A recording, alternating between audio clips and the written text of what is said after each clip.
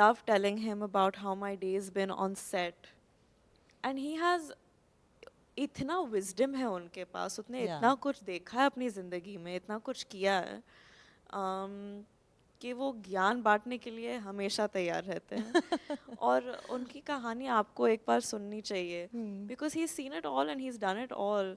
तो कई बार मैं बस बैठ के सुनती हूँ और उनको बात करने का बहुत शौक है, स्पेशली जब वो अपने दोस्तों के साथ बैठते हैं, रूमी सर, जावेद साहब, शबाना मैम, और उनके जो किस्से हैं वो मतलब आप सुन के चौंक जाओगे कि ऐसे भी फिल्म्स बनते थे, ये फिल्म ऐसी बनी थी, ये इसके वक्त ये हो रहा था. So there is so much to learn. He is been a producer. मैंने देखा है कि जब एक्टर्स प्रोड्यूसर्स की ज़िंदगी थोड़ा मुश्किल करते हैं, डिमांड्स करते हैं, ये वो करते हैं, कि प्रोड्यूसर पे क्या प्रेशर्स होती हैं. सो आई try in whatever way I can to make it as easy as possible. Wonderful. When I read about you, newspapers and websites and social media, sometimes I think you are under too much pressure of just looking good. Do you ever feel that thing that just people are a little judgmental of looks, especially women? I do feel like that. I don't just think वो हमारी industry की problem है या हमारी gender की problem है. I think social media के बदौलत वो हर इंसान की प्रॉब्लम हो गई है कि वो जो the filters and वो जो मतलब एक्सटर्नल चीज़ें जो हैं, दिखावट जो है, वो बहुत ज़रूरी हो गया लोगों के लिए. और उस चीज़ से मुझे डर लगने लगा है कि हाँ, ऑफ कोर्स मुझे ड्रेसअप करने में, मेकअप, हेयर सब करने में, इवेंट्स के लिए जाने में, फ़ोटोज़ पोस्ट करने में बहुत मज़ा आता है. लेकिन अगर वो एक इंसान की ज़िंदगी बन जाती है तो वो बहुत डरावना हो जाता है. So you need to know when to switch off. Even when I am getting papped, wherever I'm getting papped, if I'm in a good mood and I'm feeling good, I think I'm pretty chirpy. But there are days where I'm just like, I don't know, my stomach's hurting, but I had to go to the gym because I have.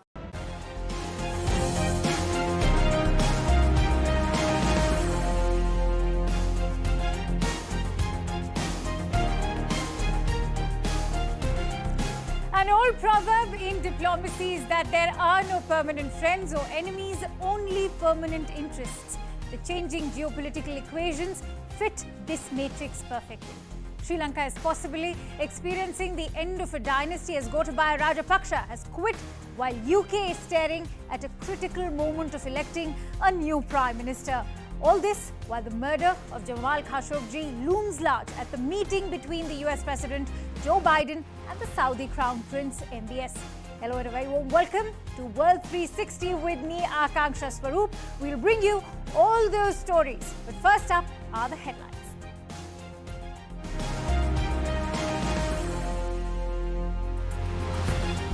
As Sri Lanka awaits a new government to take charge on 20th July, the protesters continue to call for the entire government machinery to be replaced by a People's Council. US President Joe Biden raises the murder of journalist Jamal Khashoggi during a meeting with the Saudi Crown Prince. This during his Middle East tour after coming together with India, Israel and the UAE for the first ever I2U2 summit. And the race to number 10 Downing Street heats up as UK's former Finance Minister Rishi Sunak faces stiff competition from the British Foreign Minister Liz Truss and Junior Trade Minister Penny Mordaunt. Let's begin with our top focus, and that is the island nation of Sri Lanka, which is facing the test of democracy. The island nation has witnessed a multitude of political developments, this in the wake of its worst ever economic crisis in the past few days. Here's a quick timeline of what's happening in Sri Lanka in the last few days. On Wednesday, then President Gotabaya Rajapaksa fled the country and flew to the Maldives. A state of emergency was declared and Prime Minister Ranil Wickremesinghe was declared the acting president in Gotabaya's absence. That afternoon, Sri Lankan protesters also took over the Prime Minister's office. Now, on Thursday, Gotabaya Rajapaksa, still the president, flew in a private jet to Singapore. Then, he finally emailed his much-awaited resignation to the Speaker of the Sri Lankan Parliament. Rajapaksa's resignation was officially accepted on Friday, and Ranil Wickremesinghe was sworn in as the interim president of Sri Lanka. Now, the presidential elections will be held on 20th of July. Whoever takes up the post will have an array of big challenges to deal with. My colleague Purnima Murli gets us this ground report from Colombo, as she's been tracking all those developments very closely for CNN News 18. Protests still continue because they demand the resignation of Ranil Wickremesinghe, who's now the acting president and is also one of the nominees of the ruling party. And that's why protests at the Galle Face continue. The voting for the president's post is scheduled for the 20th. But, protests are continuing. Do you think Ranil could be made the permanent president because the ruling party is now supporting him for the president's post? Yeah, he's being supported, but the public, they don't want him. Most of Sri Lanka doesn't want him, because we have been there from day one. We have supported him. We have seen this regime over and over again, and we have also seen him fail over and over again. So that is not what we need. What we need is good governance with minimum corruption. All they want is good governance and all-party government that could help Sri Lanka come out of the unprecedented economic crisis. And they believe that Ranil Wickremesinghe is someone who's only protecting the Rajapakshas. And for now, he's also one of the front runners for the post of the president. All eyes on the 20th, when the voting for the top post will take place. Till then, protests here will continue peacefully, is what protesters say. All right, let's try and quickly get in a sense of perspective in terms of everything that's happening in Sri Lanka right now. And for that, I'm joined in by former diplomat, Ambassador Gurjeet Singh. Ambassador, thank you so much for joining this discussion today. Now, the People's Uprising has finally ousted the Rajapaksa regime in Sri Lanka. What are the challenges of a credible political transition in Sri Lanka ahead?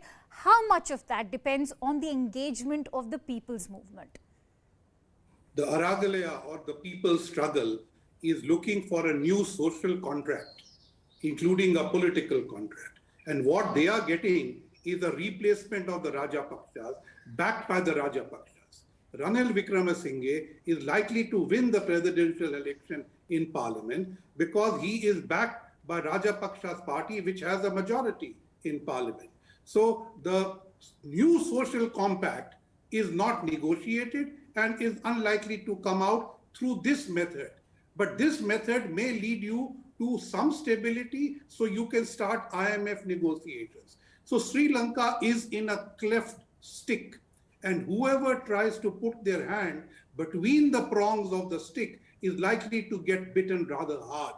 And that is India's dilemma. So I think we are seeing a messy situation, a bad economy leading to what you call the people's struggle, which is dissatisfied with the political resolution and the economic resolution put aside for the moment. Right. Ambassador, I know this is something you've already written about as well. India has been a good neighbor to Sri Lanka, and it continues to do so. But what could the political and social chaos in Sri Lanka mean for India?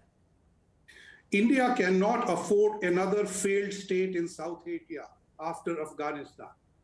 Having said that, we don't want to poke our nose into the domestic politics of Sri Lanka, but then Sri Lankan polity must also rise to the occasion. If there is a popular rebellion, you need a Mandela, not a parliamentary solution, which the Aragalaya evidently does not want. So I'm not sure the election on 20th of a new president is a solution. It may very well be a continuation of the problem. India's dilemma is how to deal with a neighbor who permanently wants your largesse and support, but reserves the right to strategically annoy you whenever they wish. And I'm also joined in by our second guest, Dr. P. Sarvanan Muthu, who's the founder Center for Policy Alternatives, along with Ambassador Gurjeet Singh. Ambassador, we'll come back to the topic, but let me also take a question from Dr. Muthu as well. Sir, it's important to talk about the people's uprising, which of course has finally managed to oust the Rajapaksa regime in Sri Lanka. What are the challenges ahead for a credible political transition now in the island nation? Well, as you probably know, the president has resigned and the constitutional processes by which a new president is to be appointed are now in train. In that, Parliament will meet next week, in which the contenders for the post of interim president will then enter into an election, which will hopefully happen on the 20th. And the person who emerges then will be the president for the unexpired term of Gotabaya Rajapaksa. That person, of course, must be a member of the existing parliament. Now, the challenges that that person will face, of course, is reducing the queues with regard to fuel, with regard to petrol, all of those kinds of things. Also, getting on with the negotiations with the IMF for the debt restructuring and our negotiations with our international creditors to do likewise. So it's a major challenge that the person who gets elected will have to face. I do think that one of the things that they may well want to consider is that the new president brings in legislation to abolish the executive presidency and set a deadline for elections. Isn't that something that Ranil Wickremesinghe has already started? Well, certainly the negotiations with the IMF, the negotiations to get bridging finance and all of that have started, but they're going to take time, and we require a degree of political stability. Dr. Sarvanamuthu, since you mentioned the IMF, the International Monetary Fund has said that it's deeply concerned about the ongoing crisis, but it wants stability in Sri Lanka to resume talks. Exactly. While a resolution of the political impasse may help in resuming those IMF talks, but will that just be enough? No, it won't be enough. I mean, it has to be political stability whereby the Aragale or the protest movement are satisfied with the government in power, and the government is allowed to get on with the negotiations without any political disturbances. The government that will come into office on Wednesday is there for basically a period of 2 years. And in those 2 years, they have to prepare for the IMF deal. And then I think when we go to elections, we will then have to think in terms of, well, quite simply, redesigning our entire social contract, which has now come into shambles. Before I quickly end this discussion, Dr. Sarvanamuthu, I know the immediate need is on beating the economic crisis, but there's a crucial question coming to mind, which might be fairly nascent, that the streets of Sri Lanka have witnessed a united struggle. Will this unity now pave way for wider acceptance of the 13th Amendment, which gives considerable autonomy to the Tamils? Well, as far as the 13th Amendment is concerned, there are two facets of it which have never been implemented anywhere in the country. That is with regard to police powers and with regard to powers over land. The question, the Tamil question, the national question has taken a backseat in all of this. But certainly a new government, if it is to have a proper reform program, will have to take the 13th Amendment seriously. Ambassador Gurjeet Singh, if I could bring you in on this, will the majority of Sinhalese Buddhists be willing to consider that the rights of minorities are equally important? I think you need to look at it as a generational shift. And what we are seeing in the Araglia are younger people who seem to be beyond the ethnic question. But as the professor pointed out, the proof of the pudding will be when the 13th Amendment is implemented. Sri Lanka has gone far too long in making promises to its own people and to India, both of which it never fulfilled. And that is part of their problem. Today, if of greater confidence with India, we could have set up an Aid Sri Lanka conference. I'm sorry, I'll have to leave it at that. Many thanks to you, Ambassador Gurjeet Singh and Dr. Sarvanamuthu, for joining this discussion. And with that, let's now shift our focus over to other news stories. United States President Joe Biden visited Saudi Arabia for the first time during his presidency and told Saudi Arabia's Crown Prince Mohammed bin Salman that he held him responsible for the gruesome murder of journalist Jamal Khashoggi in 2018. Meanwhile, the significant I2U2 leaders summit between India, the United States, the UAE and Israel was held this week. One major project that arose out of the talks, the UAE will invest $2 billion to develop a series of integrated food parks across India. The four-nation grouping also discussed ways to ensure more diversified food production and food delivery systems. The global food crisis was a key part of the agenda for the meet owing to the problems caused by Russia's war in Ukraine. अपने देश की परस्पर strength, capital, expertise और markets को mobilise करके हम अपने agenda को गति दे सकते हैं। मुझे पूरा विश्वास है कि आईटी, U2 से हम वैश्विक स्तर पर एनर्जी सिक्योरिटी, फूड सिक्योरिटी और इकोनॉमिक ग्रोथ के लिए महत्वपूर्ण योगदान करेंगे। And with that, let's take a quick look at a CNN report on United States President Joe Biden's meeting with the Crown Prince Mohammed bin Salman of Saudi Arabia. President Joe Biden arriving in Saudi Arabia Friday for a highly anticipated meeting with Saudi Arabian officials. Biden greeting Saudi Crown Prince Mohammed bin Salman outside the royal palace with a fist bump instead of a handshake. While the White House says it was a COVID precaution, it prompted speculation about whether it was the president's way of separating himself from the Crown Prince, who's accused of authorizing the murder of Washington Post journalist Jamal Khashoggi.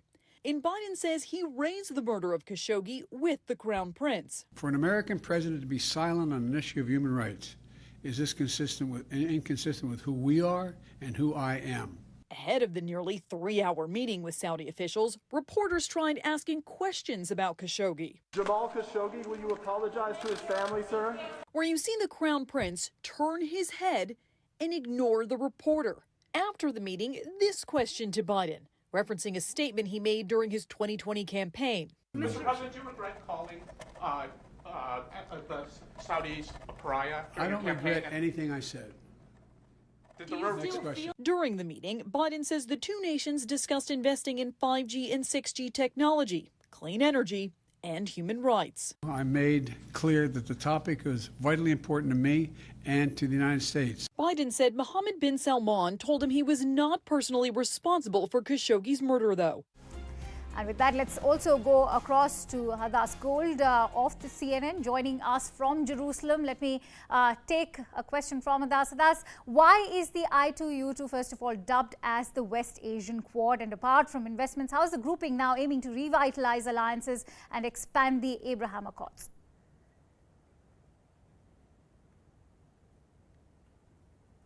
Well, the I2U2 may sound like a new rock band, but what it actually is it represents, the name represents Israel, India, the United Arab Emirates, and the United States in this sort of joint group that is trying to show that the new regional alliances, especially the ones between the UAE and Israel, can do much more than just politics or diplomacy and will make a difference to people on the ground. Just earlier today, the 4 leaders of these countries held a virtual meeting where they all made statements. President Biden of the United States and Prime Minister Lapid here in Israel were sitting together, while the Prime Minister of India and the President of the UAE were there virtually, and they talked about their efforts to increase investments in things like water, energy, transportation, space, health, and especially food security, which is, of course, such an issue right now that everyone is so concerned about as we're seeing problems with grain imports. And I think it's important that the United States, by participating in this new group, is trying to really counter other influences, especially from places like China into the region, and to reassure the Middle Eastern countries that they still want to have a presence and that they still want to show leadership here. And just the fact that Israel and the United Arab Emirates are sitting together in this group with India and the United States is so notable, because it was just a couple years ago that Israel and the UAE normalized relations, and this shows that the Abraham Accords have much more far-reaching consequences than just that announcement about normalizing relationships and just about politics. They're trying to show here this will go beyond, this will actually impact people's day-to-day lives in all of these countries. All right, Hadas, thank you so much for bringing in all those details. And with that, let's now shift our attention over to the United Kingdom. UK's former Chancellor of the Exchequer, Rishi Sunak, is leading the race to number 10 Downing Street. 2 rounds of voting have taken place so far. In the first, Sunak secured 88 votes, while in the second, he secured 101 votes. Penny Mordaunt, the junior trade minister, is at a close second. The other contenders still in the race are UK's Foreign Secretary Liz Truss Tom Tugendhat, Chair of the Parliamentary Foreign Affairs Committee, Kemi Bhattancourt, an MP from Saffron Walden. Now remember, Boris Johnson resigned as the Prime Minister after nearly 60 of his own ministers resigned, following multiple scandals that plagued his tenure. For more details, let's quickly go across to my colleague Sanjay Suri, who's joining us live from London. Sanjay, Rishi Sunak has topped 2 votes, but he continues to face stiff competition from Truss, who has the backing of a number of senior figures, and the junior trade minister, Penny Mordaunt, as well. Now, polls suggest that she's the most popular with party members. Are the odds still stacked in Sunak's favour? Well, the odds are absolutely clear. In fact, that is to say, there are no odds so far as this round is concerned. It is almost certain that Rishi Sunak will be through to the final runoff. The odds now on who faces him. Liz Truss certainly is a significant opponent. She has the backing of Boris Johnson. That could well mean the kiss of death, considering that it was not long back that Boris Johnson said he will not back any candidate openly because he does not want to turn prejudices against them. That perhaps was honesty more than intended on that occasion. But there is, of course, as you say, Penny Mordaunt in the frame. But the question now is in how they perform in the debates. In the debate held on Friday, Penny Mordaunt was not very impressive, nor was Liz Truss. Tom Tugendhat certainly was the most impressive, and there's a possibility he may come up from bottom ranking to mount a challenge through this round that is to be completed yet. All right, thank you so much for bringing in all those details, Sanjay Suri. Many thanks to you. And with that, it's time to slip into a short break as news and updates continue on the other side.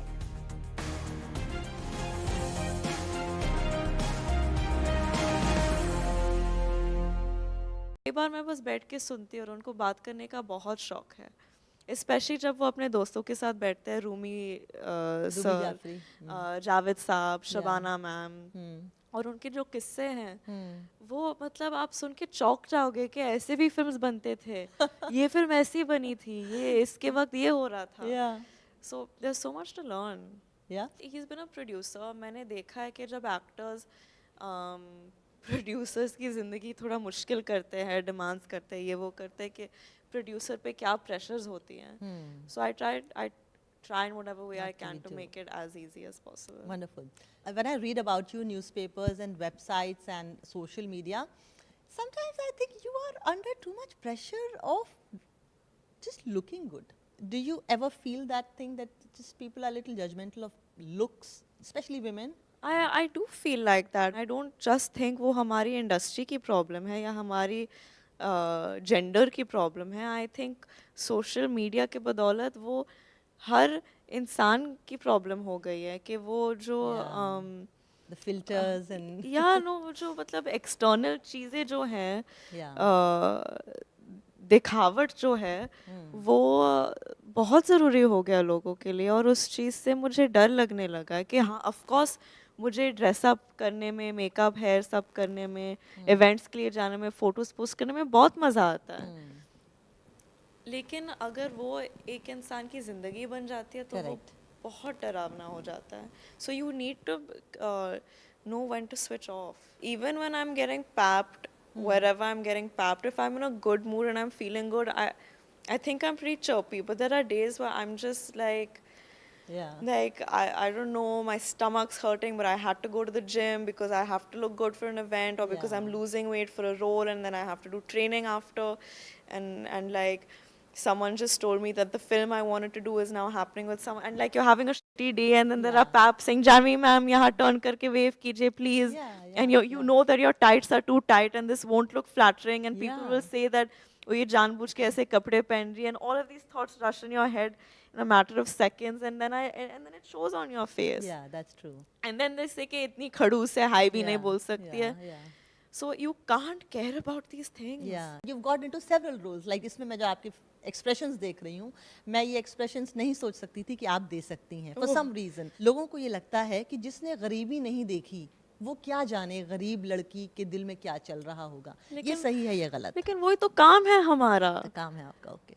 वही तो काम है हमारा and I agree अगर एक इंसान अपने देश को नहीं जानता अपने देश के लोगों को नहीं जानता अगर उसने जिंदगी ना देखी हो तो वो कनेक्ट कैसे करेगा या कैसे करेगी बट हैविंग सेड दैट गरीबी is a relatable problem it's like objectively it's bad right it's a struggle objectively अगर आप अपने घर पे खाना नहीं डाल सकते या अगर आपका घर है ही नहीं तो वो relatable problem है लोगों को लगता है अगर आप 5-star होटल के बेडरूम में रो रहे हो तो वो रोना है ही नहीं exactly वो प्रॉब्लम्स है ही नहीं लेकिन वैसे भी नहीं है so there are parallels and just because I've grown up in a more comfortable environment doesn't make it any more or less valid and I used to have this problem जहाँ मैं कहती थी कि whatever would happen in my life because people would keep saying but people are suffering here people are suffering there I'd be like हाँ मेरा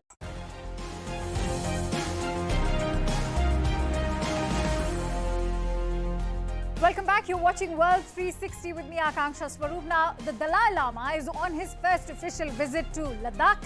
This after a gap of 2 years due to the pandemic. The Tibetan spiritual leader also visited Jammu and is on a month-long stay in Ladakh. The visit is significant, especially after the 2019 bifurcation of the erstwhile state of Jammu and Kashmir into the Union territories of Jammu and Kashmir and Ladakh. Recently, Prime Minister Narendra Modi had extended birthday greetings to His Holiness, something also viewed as a signal to China that the country needs to be more sensitive to the issue of Tibetan freedom. Now, the Dalai Lama's recent statement on China and on India-China ties has already made headlines. First up, let's also listen in to what exactly the Dalai Lama had to say about China. The Chinese, not Chinese people, some Chinese hardliner, they consider me splittist and reactionary, so always criticize me. But now more and more Chinese now realize Dalai Lama not seeking independence,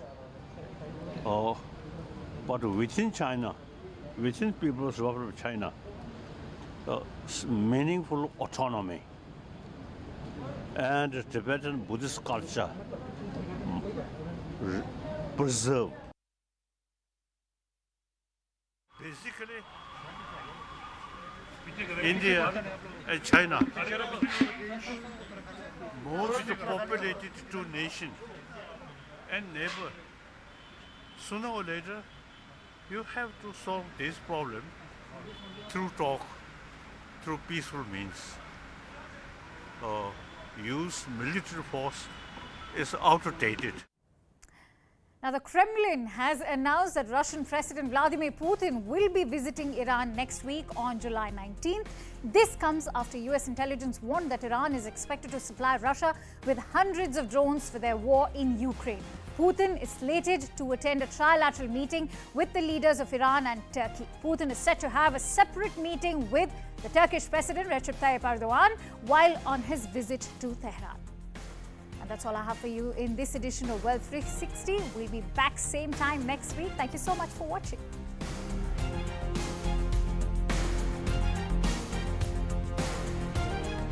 CNN News 18 is New India's #1 news choice. Trounces, Times Now and Republic TV.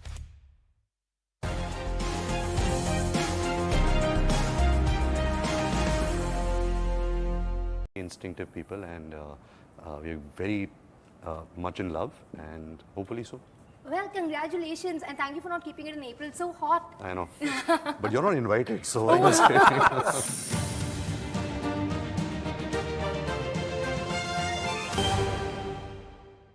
He lied on camera. You lied to your fans. छोटी शादी की थी. You lied to your fans. No, my fans will forgive me. They understand. Oh, yeah. See, plays with your psyche. He really does, but he's so charming. How can we not? How can we not forgive you? I mean, I'm sitting here. I'm sitting here. No, but that's what you have to. That's the nature of the job. But you have to forgive me. She's you come have here to, for me and you have to Karan have love in Ranveer. your heart She's for me. only- You've only come here for me For and you, Karan. yeah, that is also true because though he did some nice dancing in that Ji Huzur, which was okay, some people really killed it in Fitur, I have to say. Some people really did a fabulous job in Fitur. That's because I was in it. Yeah, exactly. Either some people, I meant you Yeah, only. oh, Yeah, Thank you. You're very kind. Even though some people had a great sequence where they fell down tables and all of that. Chairs, yeah. Like a whole array of chairs. So I feel like the director was a little partial to someone, but you still. New words you've learned today, huh? Array of chairs and all. What is that app? Grammarly. So despite that, you know, Vani, you really shone. Yeah. And I have to say that. I was just flying high, in, like taking those leaps and jumps and all. Very beautiful, very ethereal, I have to say. And Ranbir, now this is a pan-India film. I want to say. Who said it's a pan-India film? It's a pan-India film, right? Who You're says releasing so many languages, not pan-India. It's pan-world. Pan-world, okay. Pan-universe. Pan-universe, multi-universe. Multi-universe. Did you manifest this pan-Indian film? You signed on 2018, let's tell everyone. 2-3 people who don't know, he signed on 2018 before KGF. 2-3 people means only 2-3 people watch your show? No, yeah, 2-3 people who don't know that you, okay. they all know your trivia. Na? They all know trivia about you. Point. We all know too much. Yes. Yeah. What's your question though? That you signed this on before KGF, before Bahubali, no, before RRR, after Bahubali. So were you prescient? Did you know that this is the kind of film Indian audiences are going to like? Unfortunately, I didn't write the film, so so actually he was someone who was, I guess, above. Ekta and me. Ekta and him were ahead of the curve. But at the time that it came to me, it seemed very exciting. You know, I felt very lucky to be offered a film like this.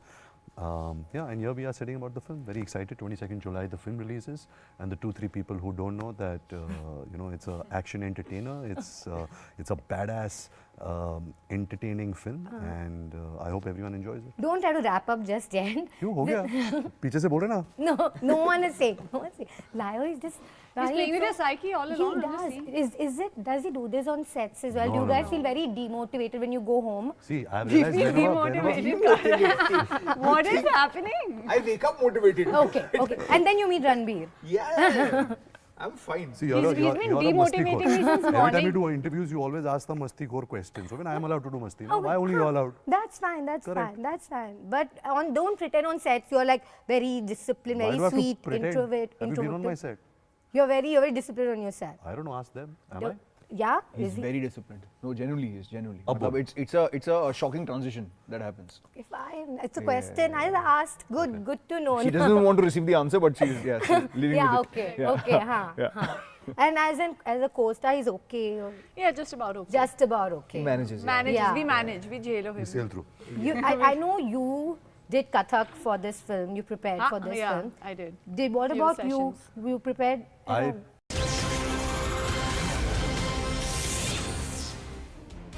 Good morning and welcome. You're watching the morning news on CNN News 18. I am Aisha Varma. After several rounds of talks that ended in stalemate, India and China are set to hold the 16th round of Corps Commander talks at Moldo today. The talks were scheduled to begin at 9:30 a.m. on the Indian side at the Trishul Moldo meeting point. The 16th round of talks comes as part of efforts by both nations to take forward the stalled process of disengagement and de-escalation in eastern Ladakh. Now remember, these are very important talks that are taking place. Earlier, 15 rounds of talks have been held between India and China. Now currently, the 16th round of talks are being held. They were scheduled to begin essentially at 9:30 a.m. And one of the major things that is on the table for this is de-escalation and disengagement. Now, one key question that we are going to be posing to our colleagues and reporters on the ground in connection with this is whether the statements that the Dalai Lama made earlier when he was in Jammu and Ladakh, whether they are going to have any impact on these talks that are being held. Now remember, the 16th round of talks comes as part of efforts by both nations, essentially, to take forward the stalled process of disengagement and de-escalation in the region of eastern Ladakh. And these are the 16th round. This is the 16th round of Corps Commander talks, and it's being held at the Indian side at the Trishul Moldo meeting point. Now I'm crossing over to my colleague Tejinder to give us more details on this. Tejinder, talks were scheduled to begin at 9:30 a.m. Do we have any update on that? See, so far there has been no update, though the sources told us that the meeting is expected to start at 9:30, but given the weather conditions in that area, there can be some delay, so we are waiting for an official confirmation.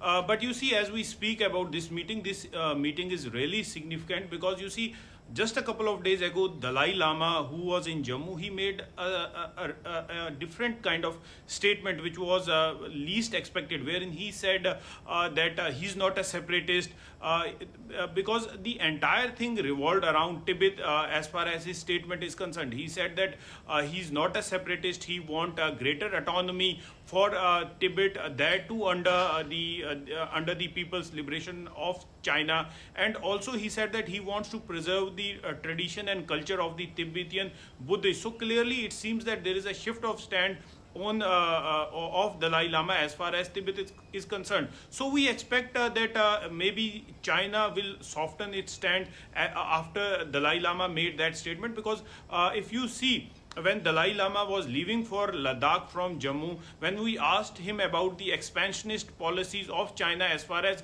the ongoing dispute in Ladakh is concerned, he said that both these countries are the most populous countries in the world and there is no resolution to any dispute with the help of military. So they will have to resolve all the outstanding issues through dialogue. And now Dalai Lama is stationed in Leh, and this 16th round of Corps Commander level talks are being held on the Indian side. So we are expecting that there will be some positive outcome. This is the sources are telling us that we expect that there will be some positive outcome. You see, this meeting is happening after a long gap of 4 months. The last meeting took place on 11th of March. So this was after a gap of 4 months that this meeting is happening. But we have seen that in the last couple of years, that means last almost 3 years, because this dispute has entered in its third year. We saw in 2020 there was a bloody clash that happened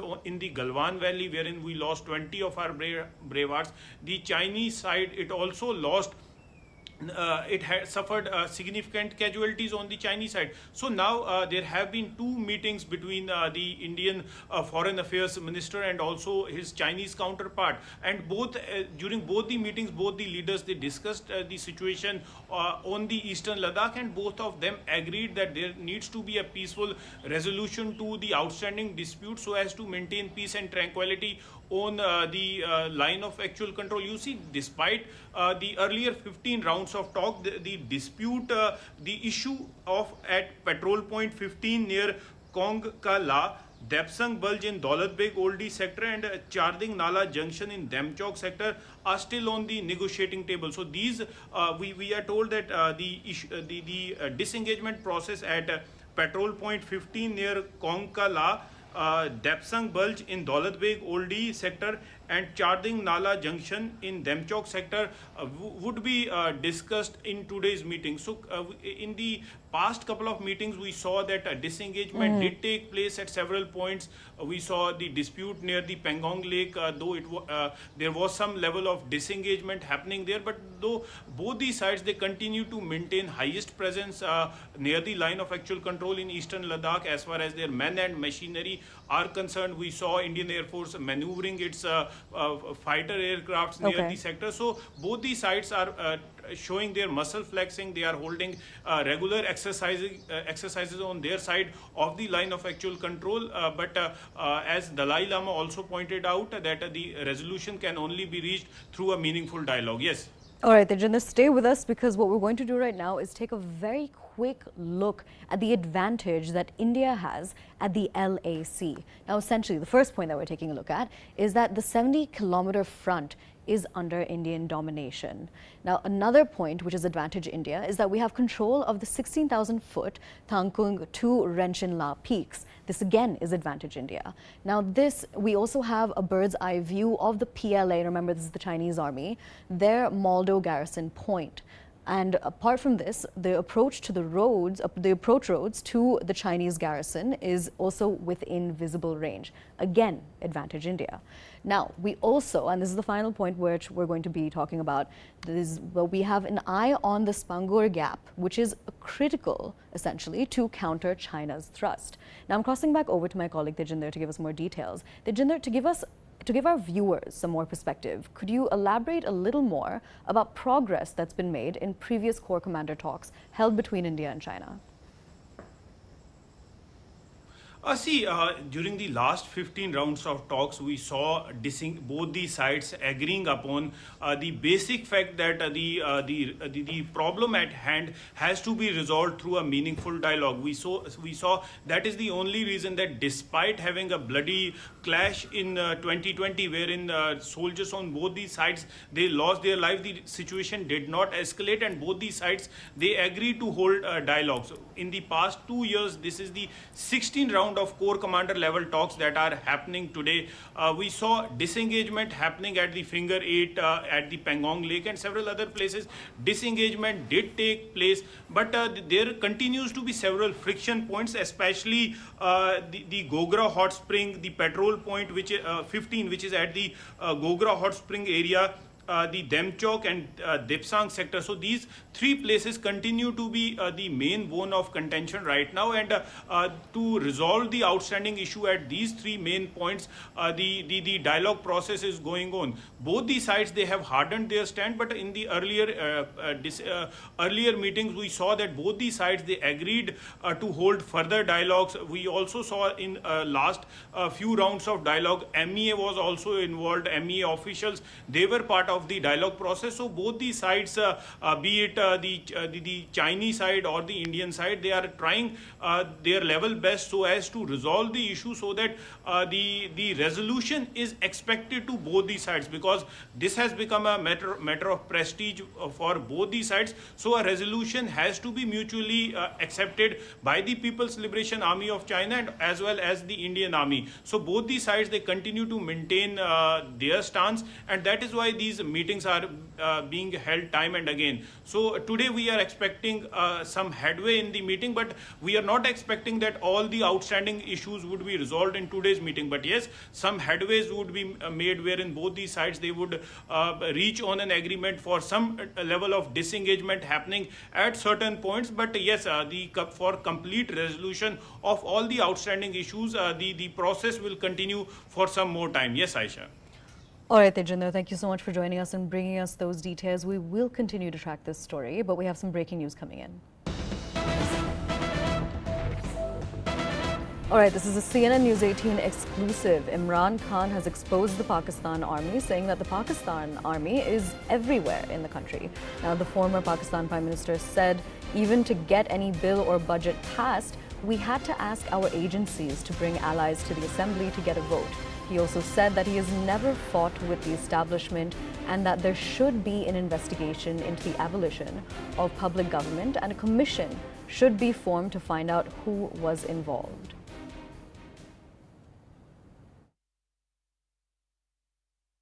collision partners थे, blackmail होते थे, bill अपने budget pass करवाना है तो मिन्नतें करनी पड़ती थी, हमें अपनी एजेंसीज को कहना पड़ता था कि उनको लेके आओ असेंबली में वोट कराने के लिए. All right, now I'm crossing over to my colleague Anand Narasimhan to give us more details on this. Anand, correct me if I'm wrong, but what Imran Khan is saying about how the Pakistan army is everywhere in Pakistan, this isn't really new information, because it's kind of a known fact that there's a puppet government in place in Pakistan, but do give us more details on the significance of what Imran Khan is saying. Point is, why is Imran Khan saying all of this now? Why didn't Imran Khan say this when he was Prime Minister? Or is Imran Khan openly accepting that the establishment was involved in planting him there on the Prime Minister's chair, and that he had a falling out with the establishment? This is an open secret to the whole world that the military and the establishment controls, and there is no sense of democracy in Pakistan. It is a facade. Democracy is a facade, and that's how the military runs its business. either by officially occupying the chair or by sitting in the shadows and putting in puppets. And by this admission, Imran Khan is not making any big claim. What he's trying to do is tell the world that I was also a puppet in the hands of the establishment. I had a falling out with the establishment, and that's exactly why I'm ousted. So does that mean that the establishment was involved in the ouster of Nawaz Sharif and placing Imran Khan there? Yes, he is trying to put in allegations and try and cast aspersions on the establishment or the military establishment and the role of the army. But this is something which everybody knows. Point is that Prime Minister Narendra Modi oftentimes in the past and many others have said, we do not know who to speak to in Pakistan. Should we speak to the so-called elected government that is in place? Should we speak to the army, or should we speak to the deep state or the military? So there were 3 or 4 entities differently, and at all visiting heads of state always meet the army chief. So there is a reason why that happens. So this is what Imran Khan is saying is something that the whole world already knows. But more importantly, he is sitting there and openly admitting, perhaps this is the first open admission where he is saying that I was a puppet in the hands of the establishment. All right, Anand, thank you so much for joining us and bringing us that perspective on this statement. Now, shifting focus, Chief Justice N.V. Ramana on Saturday commented on the current political system and called for accountability and urged politicians not to turn political opposition into hostility as it negates democracy. He said the space for opposition is diminishing, adding that laws are being passed without deliberation and scrutiny as politics in the current times has become acrimonious. The Chief Justice said that he has the highest respect for lawmakers and that he is not criticizing them, but only expressing his concern. The CJI also flagged off hasty, indiscriminate arrests as an urgent problem in the country. He did not name any specific case, but went as far as calling the process in India's criminal justice system a punishment. Listen in. Accountability forms the core principle of democracy. There used to be a lot of mutual respect between the government and the opposition. Unfortunately, the space for opposition is diminishing. We are witnessing laws being passed without detailed deliberation and scrutiny. Instead of engaging in a meaningful debates for furthering democracy, politics has become acrimonious. The diversity of opinion enriches political polity and the society. Political opposition should not translate into hostility, which we are sadly witnessing these days. These are not signs of healthy democracy. Out of 6.10 lakhs prisoners in India, around 80% are under trial prisoners. Efforts like the release UTRC at 75 brings back the spotlight on the necessity of continuously reviewing the existing under trials for their faster release. However, our goal should not be limited to enabling merely early release of under trial prisoners. Rather, we should question the procedures which leads to such prolonged incarnation in huge numbers without trial. All right, so it's a very important issue, I think, that the Chief Justice of India is bringing our focus to. I'll put out some important statements that he's made, some specific points, where he's saying that in the criminal justice system, the process is punishment. Now, another thing that he said is that there are hasty arrests and there's also difficulty in obtaining bail, and that there's also prolonged incarceration of prisoners, and that is a concern. Now, I'm crossing over to my colleague Pallavi Ghosh to give us more details on this. Pallavi, one thing that the CJI has said is that out of 6.10 lakh prisoners in the country, nearly 80% are under trial prisoners. Now, he's bringing focus and putting the spotlight on a very important issue in the country. Do you think it's likely that we can see a makeover of our legal system? See, the point is that the government often has been talking about judicial reforms and, more importantly, prison reforms as well. There have been bills which have been presented in the parliament, overcrowding of jails, how it becomes not just a health hazard, but also, more importantly, a security hazard, and also denial of justice. But frankly speaking, neither those who are criticizing the present situation nor the CGI have been able to do anything about it.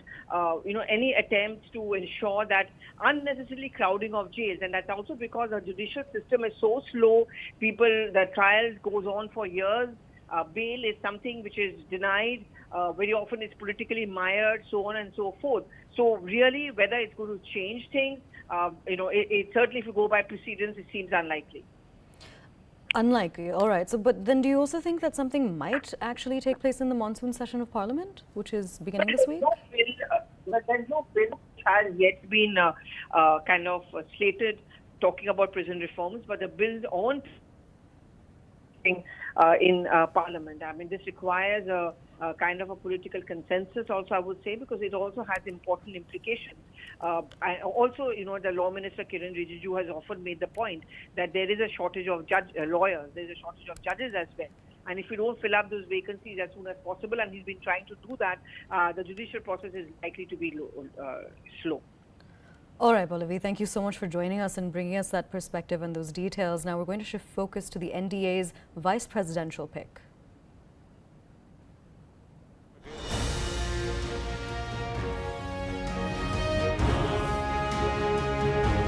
Bharatiya Janata party की संसदीय board इस निष्कर्ष पर पहुंची है कि उपराष्ट्रपति पद के लिए भारतीय जनता पार्टी और एनडीए के प्रत्याशी के रूप में हमारे किसान पुत्र श्री जगदीप धनखड़ जी को हम उपराष्ट्रपति पद के लिए अपना प्रत्याशी के रूप में घोषित करते हैं।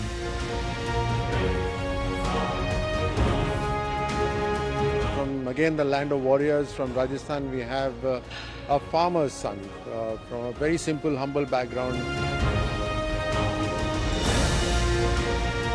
उपराष्ट्रपति के लिए एक किसान का बेटा जिसने साधारण किसान के घर में जन्म लेकर के पहचान बनाई, वो देश के उपराष्ट्रपति होंगे। मुझे लगता है कि मेरे लिए व्यक्तिगत रूप से भी और राजस्थान के लिए इससे बड़ी प्रसन्नता का विषय नहीं आ सकता। इस बारे में हमारे पार्टी 21 जुलाई 4 बजे शाम को एक मीटिंग बुलाए हैं। जिसको उन्होंने उम्मीदवार बनाया है वो इस आधार पे नहीं बनाया कि वो कोई कॉम्पिटेंट आदमी है, वो कोई देश के हित में है।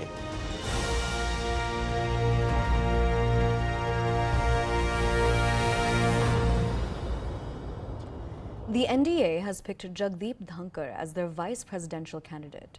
With a public service career spanning 3 decades, Jagdeep Dhankar currently serves as the Governor of Bengal, a post that he has held since 2019. He has been dubbed by the BJP as Kisan Putra and the People's Governor as well.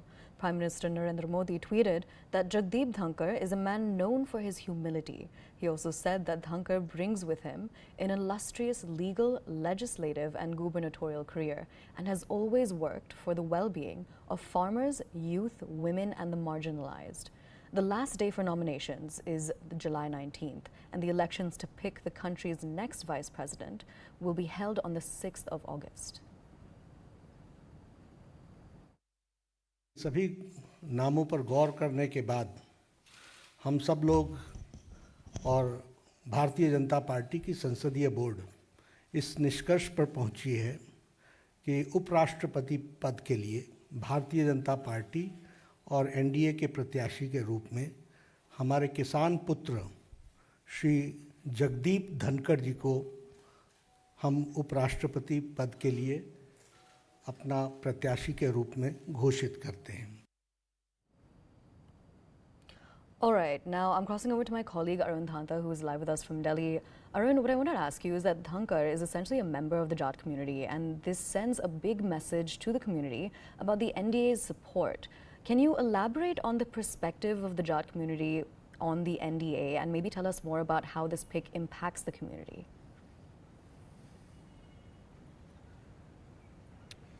Well, see, Aisha, this decision of BJP is very, very significant. This one decision is going to give them multiple benefits. We had seen the protests, from the farmers' side.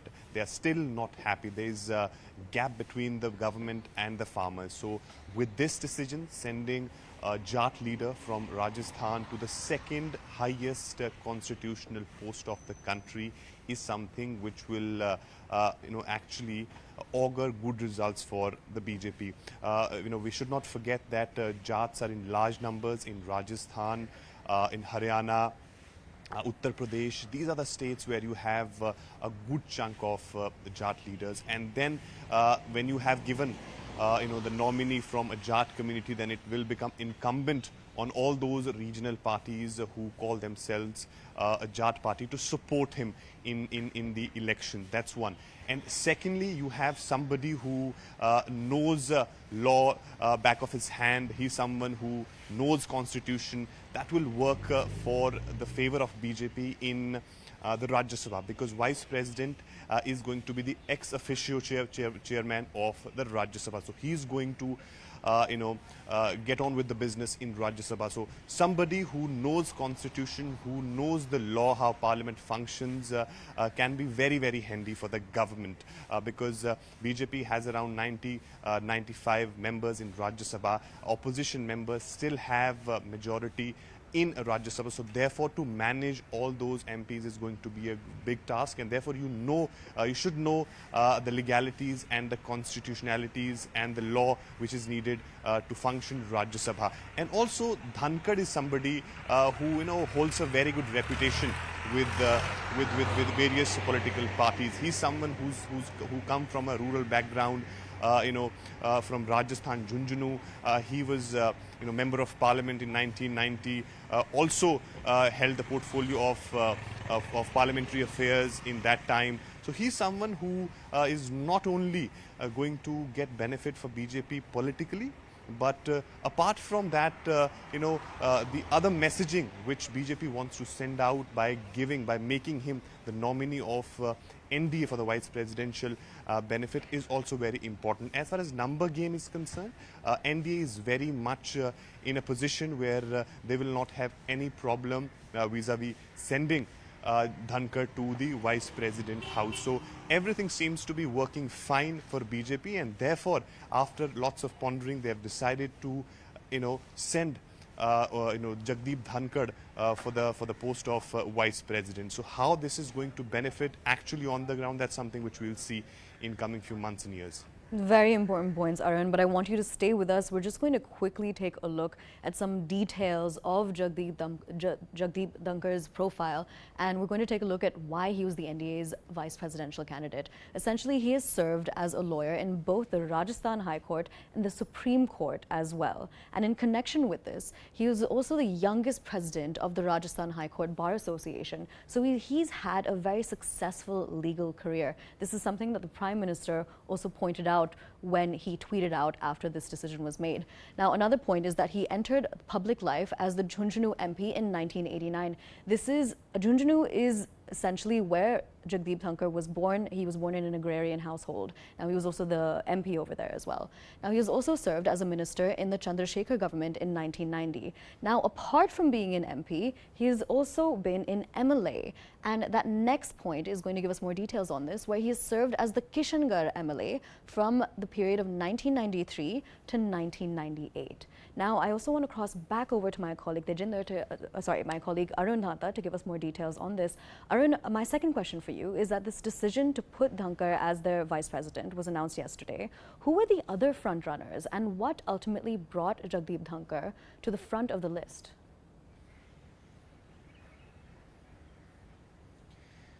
Well, see, the question which you asked me, was also posed to JP Nadda once that press conference was over. That who all they considered, but there was no clarity which came from the JP Nadda side. But the only thing which we got to know is that the discussion took place for around 8 to 10 names, and therefore finally they reached to this conclusion that Jagdeep Bhattancourt is somebody who's ticking all the boxes for the BJP, and therefore they should send him to vice president's house. And importantly, we'll have to see that how opposition parties will react to this, because we haven't actually seen responses coming from the opposition parties whether they will be supporting the candidature of Jagdeep Bhattancourt or not. JP Nadda had already made it very clear that he will try to speak to opposition parties to have that consensus on the name of Jagdeep Bhattancourt, because in case of Draupadi Murmu, we had seen once the name was announced by the BJP, then various opposition parties started saying that had they known that BJP, will give the name of Draupadi Murmu, they would have offered their support earlier. And also, once the name was announced, we had seen support coming from the various opposition parties. So what is going to happen in case of Jagdeep Dhankar? That is also going to be very, very interesting. Even if those opposition parties do not support BJP, they have a number very much in favor of them. If you see the electoral college for the voting of vice president, because in this election only MPs of Rajya Sabha and Lok Sabha votes, unlike the president election where you have MLAs from different states voting. So the total strength of parliament is around 780 and the majority mark is 390, and BJP has their own 394 MPs, so they won't have any issues as far as winning the election of vice president is concerned. But what is going to be the stand of opposition parties, because that will reflect on their audiences in their state, whether they are supporting Jagdeep Dhankar's candidature or opposing it. So it is going to be very, very interesting, because tomorrow is the day when Jagdeep Dhankar will be filing his nomination. 6th is the date, 6th August, when the voting will take place. On the same day, the results will be out. So in this period, we'll get to know as to how opposition reacts, whether opposition parties will give a candidate against Jagdeep Dhankar, because we are also told today there is a meeting of the opposition parties to decide their candidate, whether they support Jagdeep Dhankar's candidature or they will give a candidate against him. All right, Arun, thank you so much for joining us and bringing us those details. Now let's listen into some reactions coming in on this story. Bharatiya Janata party की लोकसभा और राज्यसभा दोनों में अथाह majority है। Vice president के चुनाव में सिर्फ राज्यसभा और लोकसभा के लोग ही मेंबर्स ही वोट देते हैं, इसलिए उनका उम्मीदवार वाइस प्रेसिडेंट जीत ही जाएगा, इसमें कहीं कोई दो राय नहीं है। लेकिन जिसको उन्होंने उम्मीदवार बनाया है वो इस आधार पे नहीं बनाया कि वो कोई कॉम्पिटेंट आदमी है, वो कोई देश के हित में है। वो जो भी फैसला करते हैं वो भारतीय जनता पार्टी के हित में, सिर्फ राजनीतिक फैसला है कि भारतीय जनता पार्टी को इससे क्या फायदा पहुंचेगा। देखिए, पश्चिम बंगाल की वो शासन प्रशासन के साथ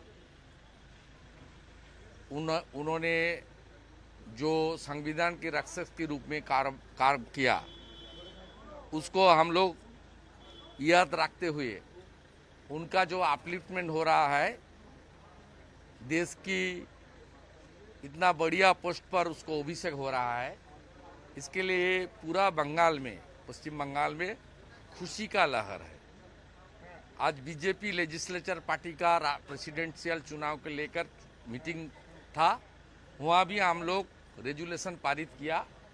प्रधानमंत्री जी और हमारी पार्टी के अध्यक्ष नड्डा जी को हम लोग धन्यवाद दिया। इस बारे में हमारे पार्टी 21 जुलाई 4 बजे शाम को एक मीटिंग बुलाए हैं, जिनमें सभी सांसदगण रहेंगे। इसके अलावा हमारे पार्टी के जो वरिष्ठ नेता लोग भी रहेंगे, और उस समय जो निर्णय लिया जाएगा कि हम लोग कैसे संसद में कौन सी मुद्दा हम उठाएंगे और उपराष्ट्रपति चुनाव के बारे में हमारा पार्टी का क्या भूमिका होगी, ये निर्णय लिया जाएगा हमारे नेत्री सुश्री ममता बनर्जी के निर्देश पर। देखिए, धनखड़ जी बहुत ही अनुभवी हैं, विद्वान व्यक्ति हैं और एक साधारण किसान परिवार के बेटे हैं। और माननीय प्रधानमंत्री जी ने और एनडीए ने उनको उपराष्ट्रपति का जो कैंडिडेट बनाया है, पूरे देश भर में हर्षोल्लास है। और राजस्थान में तो बहुत ही लोग खुश हैं, प्रसन्न हैं कि राजस्थान की माटी का बेटा देश के उपराष्ट्रपति के कैंडिडेट हैं, वो बनने जा रहे हैं। हम बधाई देते हैं। हाँ, ये तो बड़ी खुशी की बात है और किसान परिवार से और गांव से जुड़े हुए जगदीप धनखड़ जी हैं, बड़े वकील भी हैं लेकिन किसान भी हैं, तो हम सबके लिए बड़ी खुशी की बात है। किसान का बेटा उपराष्ट्रपति की गद्दी पे बैठेगा तो सबके लिए खुशी की बात है। धनखड़ जी को हार्दिक बधाई और साथ ही में भारतीय जनता पार्टी को बधाई। बहुत अच्छा निर्णय है और जो वस्तु स्थिति है उसको ध्यान में रखते हुए खास तौर पे राजस्थान का नेतृत्व करेंगे वो। राज्यसभा में तो कॉन्स्टिट्यूशनल पोस्ट पे राजस्थान के किसी व्यक्ति को बिठाना अपने आप में बहुत बड़े सम्मान का विषय है। It's a big thing, you know. First time Jat is becoming a vice president of India, Mr. Dhankar. So we are very happy. Modi ji is bringing different things, like even our president is going to be from the tribal. So he is bringing a lot of revolutionary things, which is very, very appreciated by everyone, all of us. Bharatiya Janata party का संगठन जो है जिस तरह से काम करता है, आपने देखा होगा कि कोई भी वर्ग, कोई भी ऐसा वो नहीं बचता है कि जहाँ से प्रतिनिधित्व जो है वो हमारी सरकार या हमारा संगठन ना देता हो। तो मुझे बहुत खुशी है इस बात की, और ख़ासकर जो हमारा हरियाणा है वो तो जाट बाहुल्य एरिया है, तो मैं बहुत बहुत मुबारकबाद देना चाहती हूँ कि हमारे जो गवर्नर हैं जगदीश धनखड़ जी, उनको उपराष्ट्रपति के लिए वो इलेक्शन जो उनका होगा, बहुत बहुत मुबारकबाद। All right, now with that, we're heading into a very short break, but stay with us.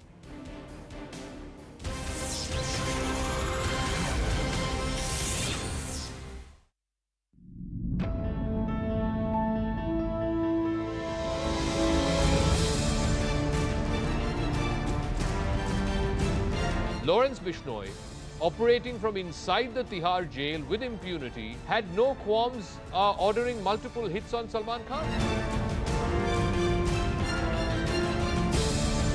The sculptor himself, the main man behind this, is saying that there is actually no difference.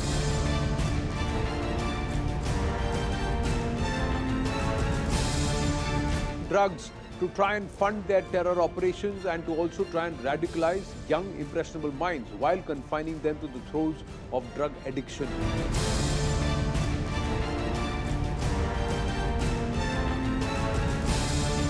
What is becoming increasingly worrying and problematic is that issues related to education is becoming so polarizing.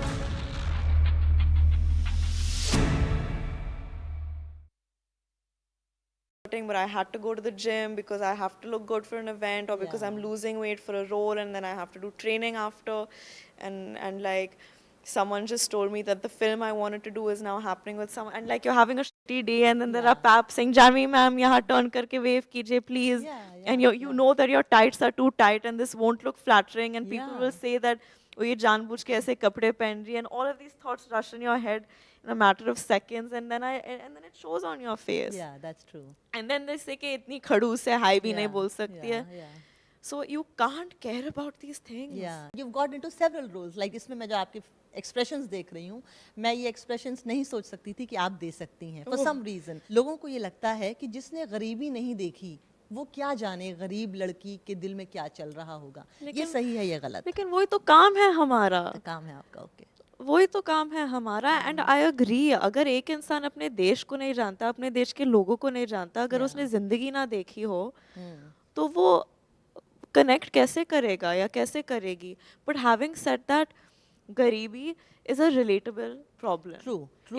It's like objectively it's bad, right. It's a struggle objectively. अगर आप अपने घर पे खाना नहीं डाल सकते, या अगर आपका घर है ही नहीं, तो वो रिलेटेबल प्रॉब्लम है. राइट. लोगों को लगता है अगर आप 5-स्टार होटल के बेडरूम में रो रहे हो तो वो रोना है ही नहीं. एग्जैक्टली. वो प्रॉब्लम्स है ही नहीं. लेकिन वैसे भी नहीं है. So there are parallels, and just because I have grown up in a more comfortable environment doesn't make it any more और less valid. And I used to have this problem जहाँ मैं कहती थी कि whatever would happen in my life, because people would keep saying, but people are suffering here, people are suffering there. I'd be like, हाँ मेरा problem क्या है? But that's not healthy also. Yeah. क्योंकि हर इंसान के लिए there will always be someone more privileged than you. Of course. There will always be. Then no one has a right to complain. But the point is that सब लोग कोई ना कोई चीज से कुछ ना कुछ चीजों से गुजर रहे हैं ना. Of course. There's someone more privileged than you. Yeah. There's someone more privileged than anyone in this room. But That's does that make the problem less relevant? So the name of the film is Good Luck Jerry, and there are two sisters, Jerry and Cherry. Cherry, yeah. And a mother. And these three women in Bihar, these three Bihari women in Punjab are left to fend for themselves. Psychologically, in a household setup where there are only two sisters, जो बड़ी वाली होती है वो घर का बेटा बन जाती है. Have you ever related to her character? And how do you feel like being the elder girl of the family? A little bit. Sometimes you feel like you have to. I mean, I'm not the eldest. Anshula Didi is the eldest. But many times I feel like there are some sacrifices that I'll want to make to ensure that my sister and my father are in a situation that would make us all happy. And like, I've not had to, but I know that if push comes to shove, I would do it. And I think that is an elder sister thing. Elder sister syndrome. Yeah, I think so a little bit. I think that you automatically think that you're kind of the sacrificial lamb a little bit. And finally, what are the kind of directors you would like to work with? मुझे comedy चाहिए, मुझे comedy करनी है, मुझे comedy चाहिए, मुझे comedy करनी है. रोहित शेट्टी सर प्लीज़ मुझे कास्ट कर लीजिए, मैं ऑडिशन कर लूँगी, सही से ऑडिशन कर लूँगी. और I really want to work with Karan. I really want to work with Bhansali. So I really want to work with Neeraj Khewan. मैं बोलने वाली थी. हाँ. Great. I want to see many more films of yours.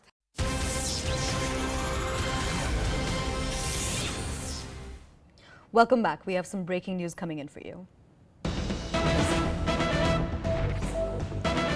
Now, the 16th round of Corps Commander level talks between India and China have begun at Moldo border meeting point on the Indian side.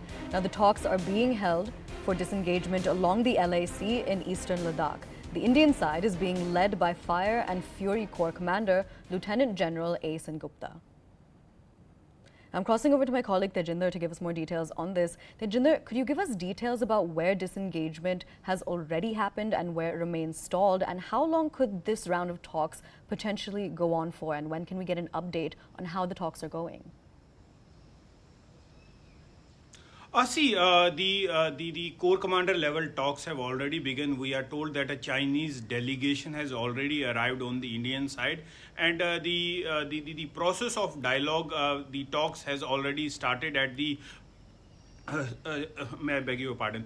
So the process of dialogue has already started at the Moldo meeting point on the Indian side, where the Chinese delegation has already arrived, and the Indian side is being represented by Lieutenant General A. Sengupta, who is the Corps Commander of the Ladakh-based 14 Corps of the Indian Army.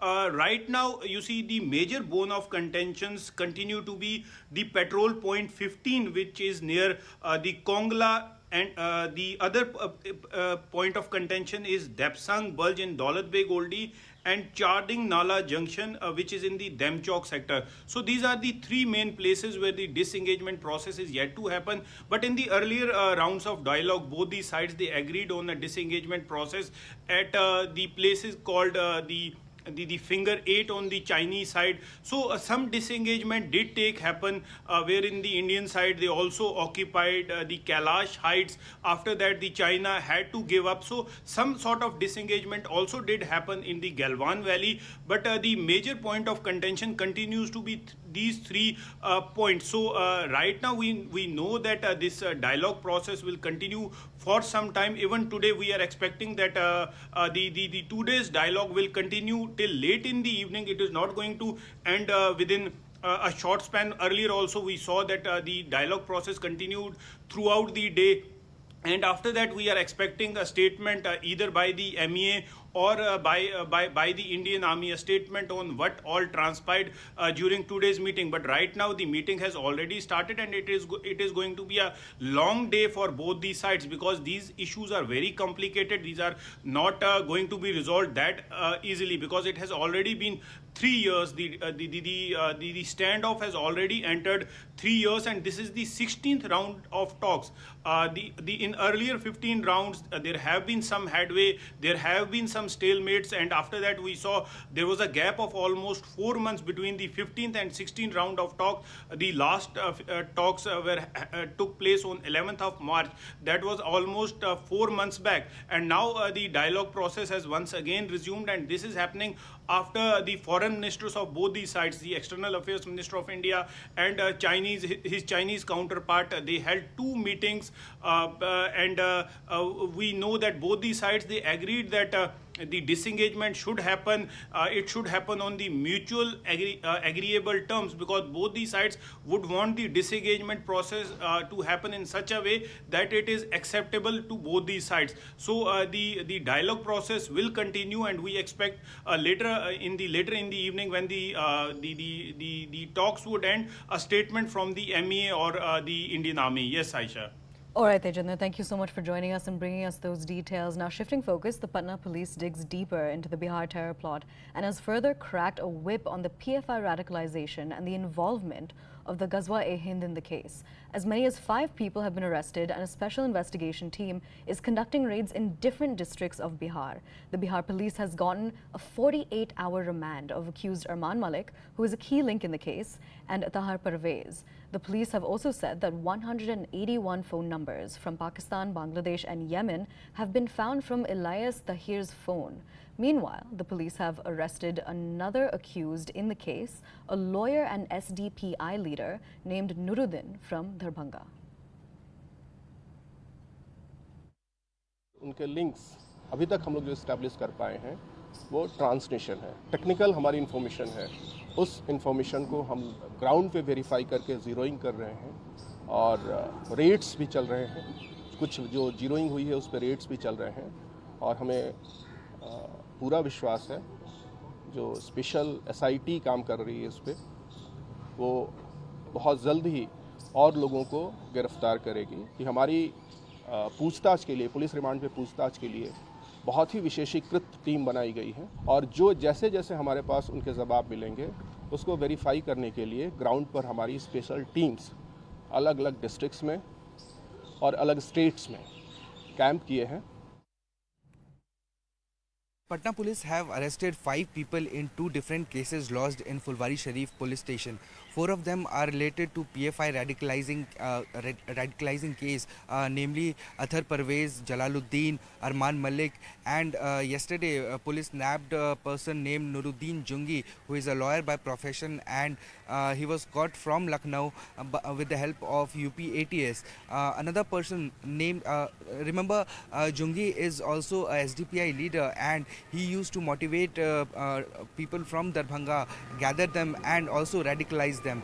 Another person named Tahir was also caught day before yesterday by Patna police, and he has connection, according to the police, he has connection with Tehreek-e-Labbaik and Ghazwa-e-Hind. So the police are saying that they are conducting raids at different places to nab more accused mentioned in the FIR. They are conducting raids at different locations such as Katihar, Madhubani, Darbhanga, Araria, and around 10 districts in Bihar are there which are mentioned in the FIR. All right, we're quickly going to take a look at some other stories that are making headlines. A Pakistani drone was spotted in the Dinda area of Bhattancourt at the Punjab international border. 46 rounds were fired at the Pakistani drone, and the drone is said to have gone back to the Pakistani side, and forces have launched search operations in the area. Now, apart from this, a Pakistani drone was also spotted in the Manguchak area of the Samba international border. It was flying from Chachwal to the Manguchak area of Samba, and the drone was spotted for around 15 minutes at a height of 300 meters, and security forces are still slated to launch search operations today in the area. An Indigo Sharjah Hyderabad flight was diverted to Pakistan's Karachi after the pilot reported a technical defect in the aircraft, which is being examined at the airport. The airline is planning to send another aircraft to Karachi, and this is the second Indian airline to make a landing in Karachi in the last 2 weeks. The Amarnath Yatra has resumed from both sides of the Baltal base camp and the Pahalgam base camp after it was suspended yesterday due to inclement weather. Earlier, the Amarnath Yatra was partially suspended after a cloudburst incident which killed 16 people. A group of at least 15 assailants allegedly attacked a 15-year-old boy inside of the emergency ward of the civil hospital in Ludhiana with a sharp-edged weapon, killing him. As per the FIR, the incident occurred in the presence of doctors, nurses and patients when the group of assailants, carrying swords and axes in their hands, attacked the youth. They also smashed the glass windows and doors at the hospital when the youth tried to save his life. Now there's a row over protests in Karnataka. The CFI Girls Conference in Mangalore staged a protest against harassment of Muslim girls and discrimination based on their attire. Hundreds of girls took part at the town hall conference in Mangalore and shouted slogans demanding the end to saffronization at educational institutions. The conference also had a small exhibition showing Minister B.C. Nagesh and Hedgewar saffronizing education and Chief Minister Basavaraj Bommai chaining a hijab-clad girl. Now shifting focus, while some states are witnessing a rainfall deficit, many states are reeling under flood-like situations due to incessant rainfall. Among these states, one of them is Gujarat. The water level in the Tapi River has already crossed the critical mark in Surat. Meanwhile, several areas in the Navsari district remain inundated. 132 teams in Navsari have reached to survey the area, while the NDRF continues its rescue operations in the area. Meanwhile, a road caved in due to heavy rainfall in Ahmedabad, and in the state of Maharashtra, the number of deaths caused by rain-related incidents has crossed the 100 mark, unfortunately. The State Disaster Management Department has said that a total of 14 NDRF teams and 6 SDRF teams have been deployed for rescue operations. Now, ahead of the state elections slated in 2023, my colleague Shokato Roy spoke to Meghalaya Chief Minister Conrad Sangma about his alliance with the BJP and the TMC's growing presence in the state. Listen in to this exclusive conversation. What are the kind of government interventions in terms of policy and programs to get this going? We start off with basic things like recognizing them.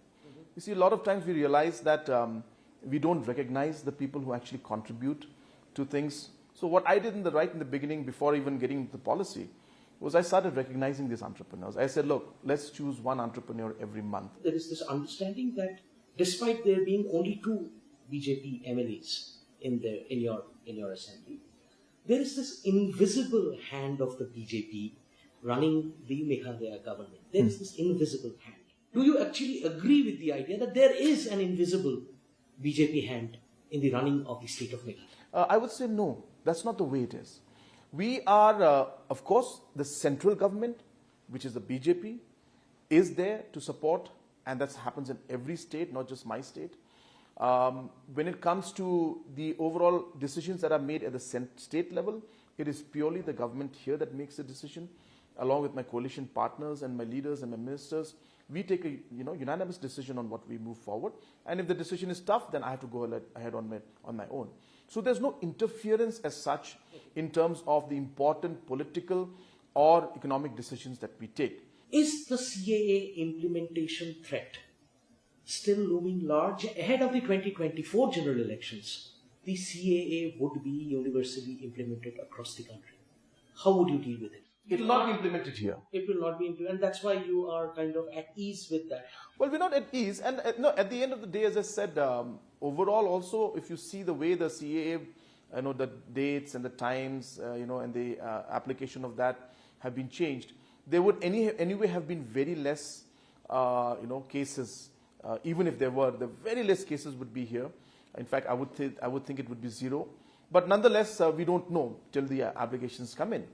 And so therefore, I'm quite confident that Meghalaya will not be affected by the implementation. But obviously, we will continue to ensure that whatever steps need to be taken and stand needs to be taken to protect our state and our people, we as a government will do that. Given the fact that now CAA is out of the way, do you think that the bond is only going to strengthen, or are there other issues that you still have, unresolved at this point? So coming to the 24 elections, as of now, in this Meghalaya election also, any election, we will go on our own. We don't have pre-poll. We didn't have it in Manipur. We didn't have it in Mizoram.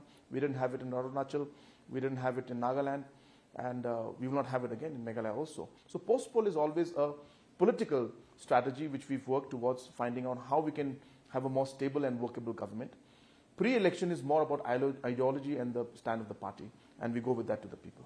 And you stick to that for the next elections as well? Yes, absolutely. Both for the state as well as for the general elections? All right. Given the fact that the Trinamool Congress is now a new force in Meghalaya, which is now eyeing for a political footing, is the NPP under pressure? I don't have any comments on how they will do or not do. I can only tell you that we are going to prepare very hard. And my mindset, and I tell and my people also, is that every time we go for a battle or election, whatever you call it, you need to think that you're going to lose. And therefore, no matter who the opponent is, whether it's going to be Trinamool or the Congress or anybody else who's going to be in front of us, I think it is important that we treat everybody as a worthy opponent. All right, now with this, we're heading into a very short break, but stay with us.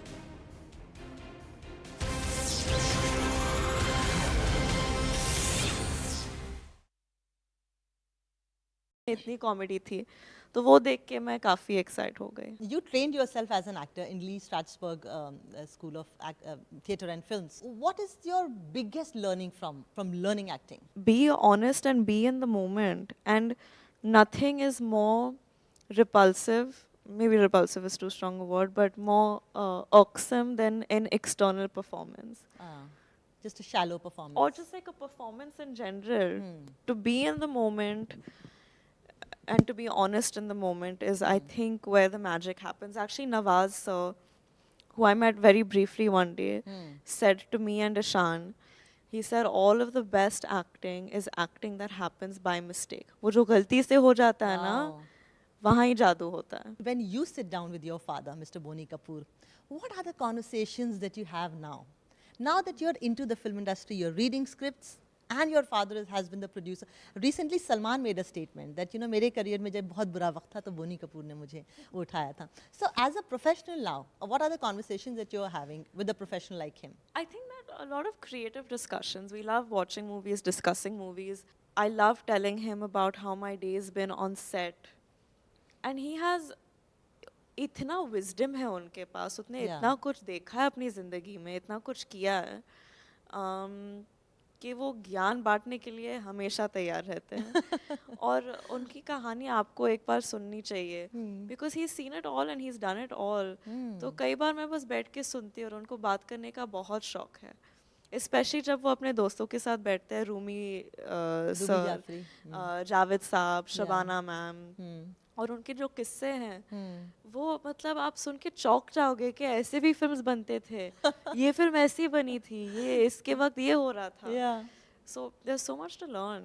He's been a producer. मैंने देखा है कि जब actors producers की ज़िंदगी थोड़ा मुश्किल करते हैं, डिमांड्स करते हैं, ये वो करते हैं, कि प्रोड्यूसर पे क्या प्रेशर्स होती हैं.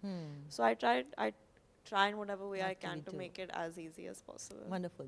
When I read about you, newspapers and websites and social media, sometimes I think you are under too much pressure of just looking good. Do you ever feel that thing that just people are a little judgmental of looks, especially women? I do feel like that. I don't just think वो हमारी industry की problem है या हमारी gender की problem है. I think social media के बदौलत वो हर इंसान की प्रॉब्लम हो गई है कि वो जो the filters and वो जो मतलब एक्सटर्नल चीज़ें जो हैं, दिखावट जो है, वो बहुत ज़रूरी हो गया लोगों के लिए. और उस चीज़ से मुझे डर लगने लगा है कि हाँ, ऑफ कोर्स मुझे ड्रेसअप करने में, मेकअप, हेयर सब करने में, इवेंट्स के लिए जाने में, फ़ोटोज़ पोस्ट करने में बहुत मज़ा आता है. लेकिन अगर वो एक इंसान की ज़िंदगी बन जाती है तो वो बहुत डरावना हो जाता है. So you need to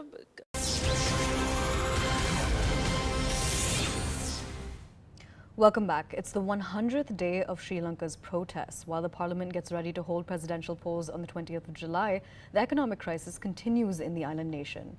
Residents of the country continue to stand in long queues, waiting for fuel and other commodities. Remember, they specifically lack access to essential items like food, fuel, and medication as well. Meanwhile, in order to ensure law and order, the Sri Lankan army is patrolling the streets. Now remember, Ranil Wickremesinghe, Sri Lanka's leader of opposition Sajith Premadasa, and Sri Lankan MP Peruma are all in the fray for the presidential polls.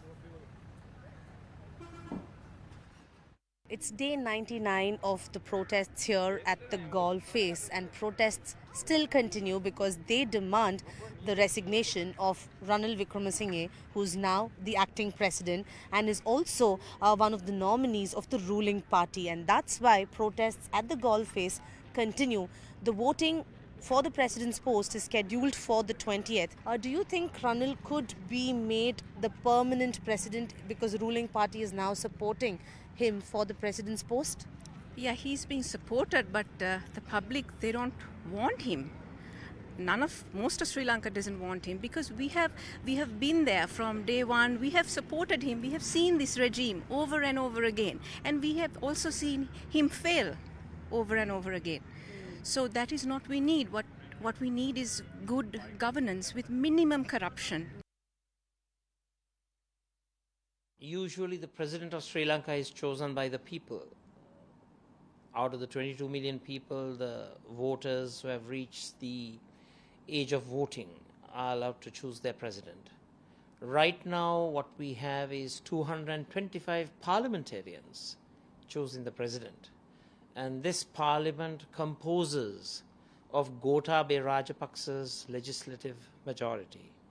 So it is from that particular composition that the president will be chosen. I have put my name forward, and we'll wait and see what happens. The mere manipulations taking place within Parliament would not suffice. Well, that's it from me. Up next, you have my colleague Toya Singh. But before that, United States President Joe Biden, after wrapping up his historic trip to the Middle East, spent his final day of the trip laying out a strategy to build and strengthen alliances in the region. CNN's Cole Higgins gets us more on the story. President Joe Biden spending his final day in Saudi Arabia, pledging continued U.S. involvement in the Middle East. The United States is going to remain an active, engaged partner in the Middle East. Biden trying to assure Middle Eastern leaders and the rest of the world that the U.S. still believes the region is critical to its foreign policy goals. As the world grows more competitive and the challenges we face more complex, it is only becoming clear to me that how closely interwoven America's interests are with the successes of the Middle East. We will not walk away and leave a vacuum to be filled by China, Russia, or Iran. Biden also making two major announcements Saturday. $1 billion in aid to food security assistance in the Middle East and North Africa. And the news that Gulf Arab leaders are pledging more than $3 billion over the next 2 years in global infrastructure and investment projects. However, White House officials say news Biden won't be returning home with: solutions for sky-high gas prices in the U.S., like explicit oil production increases. Adopting unrealistic policies to reduce emissions through the exclusion of the main sources of energy without taking into consideration the impact of these policies on the social and economic pillars of sustainable development and global supply chains will lead in the coming years to unprecedented inflation, increased fuel prices, increased unemployment, and exacerbation of dangerous social and security problems. Good morning. You're watching CNN News 18. My name is Toya Singh. Right here on the channel, today we're going to be taking a look at some of the country's top stories, particularly in the next week. Tomorrow is the elections for the country's president and vice president. That's going to be our top focus right here on the show.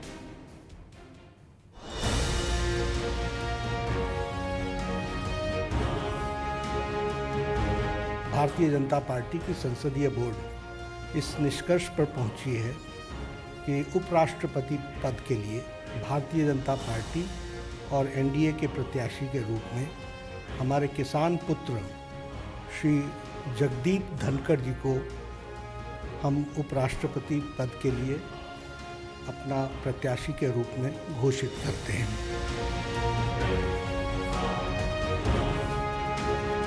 From again the land of warriors from Rajasthan, we have a farmer's son from a very simple, humble background. उपराष्ट्रपति के लिए एक किसान का बेटा जिसने साधारण किसान के घर में जन्म लेकर के पहचान बनाई, वो देश के उपराष्ट्रपति होंगे। मुझे लगता है कि मेरे लिए व्यक्तिगत रूप से भी और राजस्थान के लिए इससे बड़ी प्रसन्नता का विषय नहीं आ सकता। इस बारे में हमारे पार्टी 21 जुलाई 4 बजे शाम को एक मीटिंग बुलाए हैं। जिसको उन्होंने उम्मीदवार बनाया है वो इस आधार पे नहीं बनाया कि वो कोई कॉम्पिटेंट आदमी है, वो कोई देश के हित में है।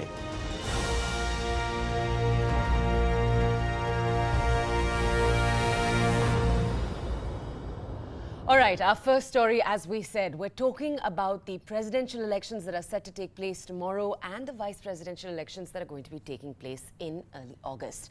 The NDA has picked Jagdeep Dhankar as their vice presidential candidate. Remember, Dhankar is the governor, as we speak, of West Bengal.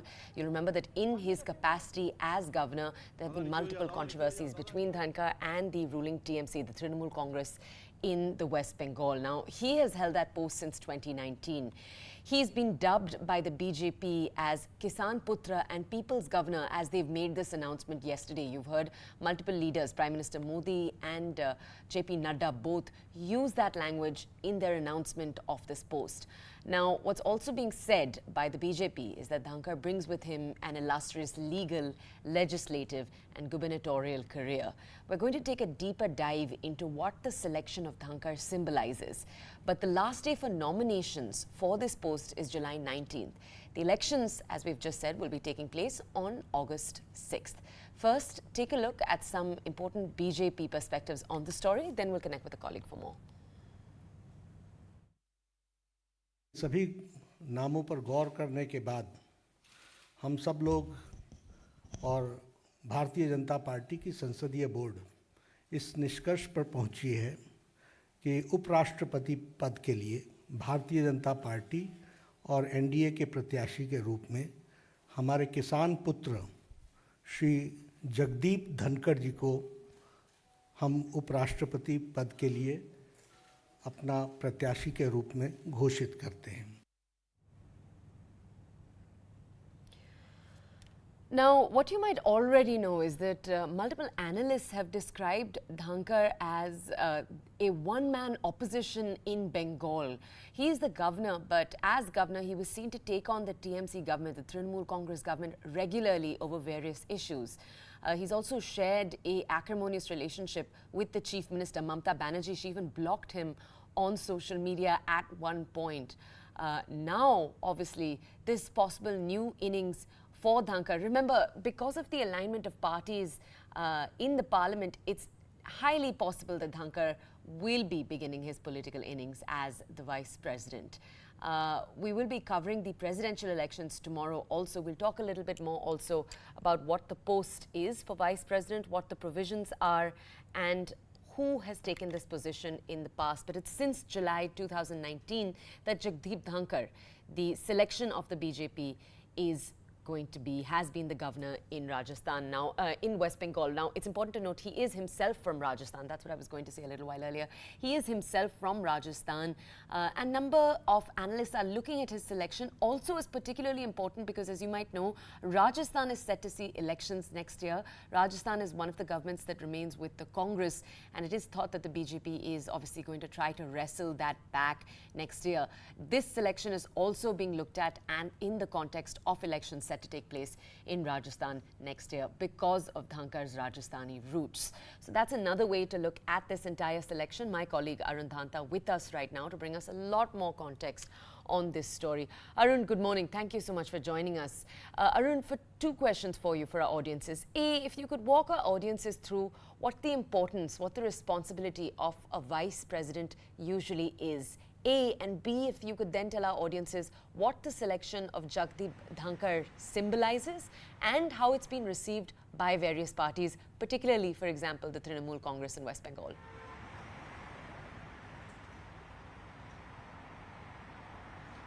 We'll see, Jagdeep Dhankar, who's going to be the next vice president of the country, because numbers are very much in favor of BJP.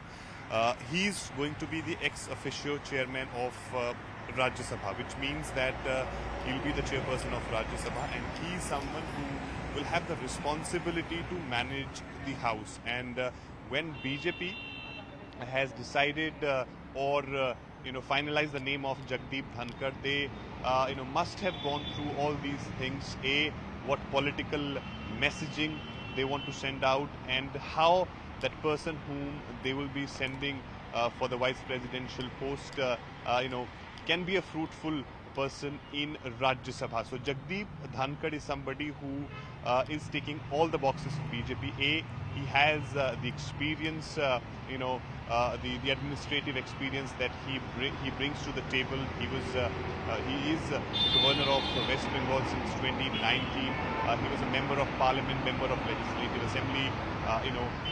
Also he served as a minister of state for parliamentary affairs in 1990. So he has that vast experience, politically speaking, with him. In terms of the legalities, he comes from a legal background, and he was a Supreme Court lawyer. He started his journey from the Rajasthan High Court. So legally he's also very strong. Constitutionally he's very strong, and that's something which is going to help him to take the business of Rajya Sabha forward, because you need somebody, a personality of that nature, who can share a good relationship with all the member of parliaments in Rajya Sabha, because that's something where the challenge lies for the government. BJP has around 90 to 94 members in Rajya Sabha, and rest is in favor of the opposition. So they need somebody who can manage things in Rajya Sabha. That's something which they have planned, at how his candidature will work for them. As far as the messaging which BJP wants to send out, that is also very significant. He is a Jat leader, and of course comes from a farmer family. That's the reason why JP Nadda, when he started his press conference to announce the candidature, he said, Kisan Putra. The messaging was very clear from the BJP that the protests which happened at different parts of the country from the farmer side, Jats were the prominent people who were leading those protests, and also Jats play a very important role in terms of elections in Haryana, Rajasthan and Uttar Pradesh. So it's a significant choice which BJP has given, and the numbers are very much behind them, so there will not be any problem as far as the victory for Jagdeep Dhankar is concerned. Arun, thank you for bringing us these details. Stay with us. Right now we have some breaking news coming in. I'm going to take our audiences very quickly to that. We're talking right now about the Trinamool Congress. We're learning now that the party is likely to skip the opposition meeting that is set to take place in Sharad Pawar's house. Sharad Pawar, remember, the NCP Supremo.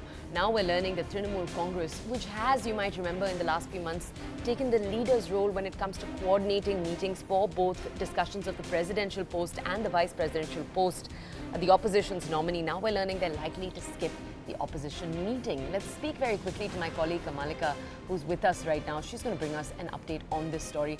Kamalika, what was the meeting set to discuss? What message is the Trinamool Congress attempting to send by skipping it?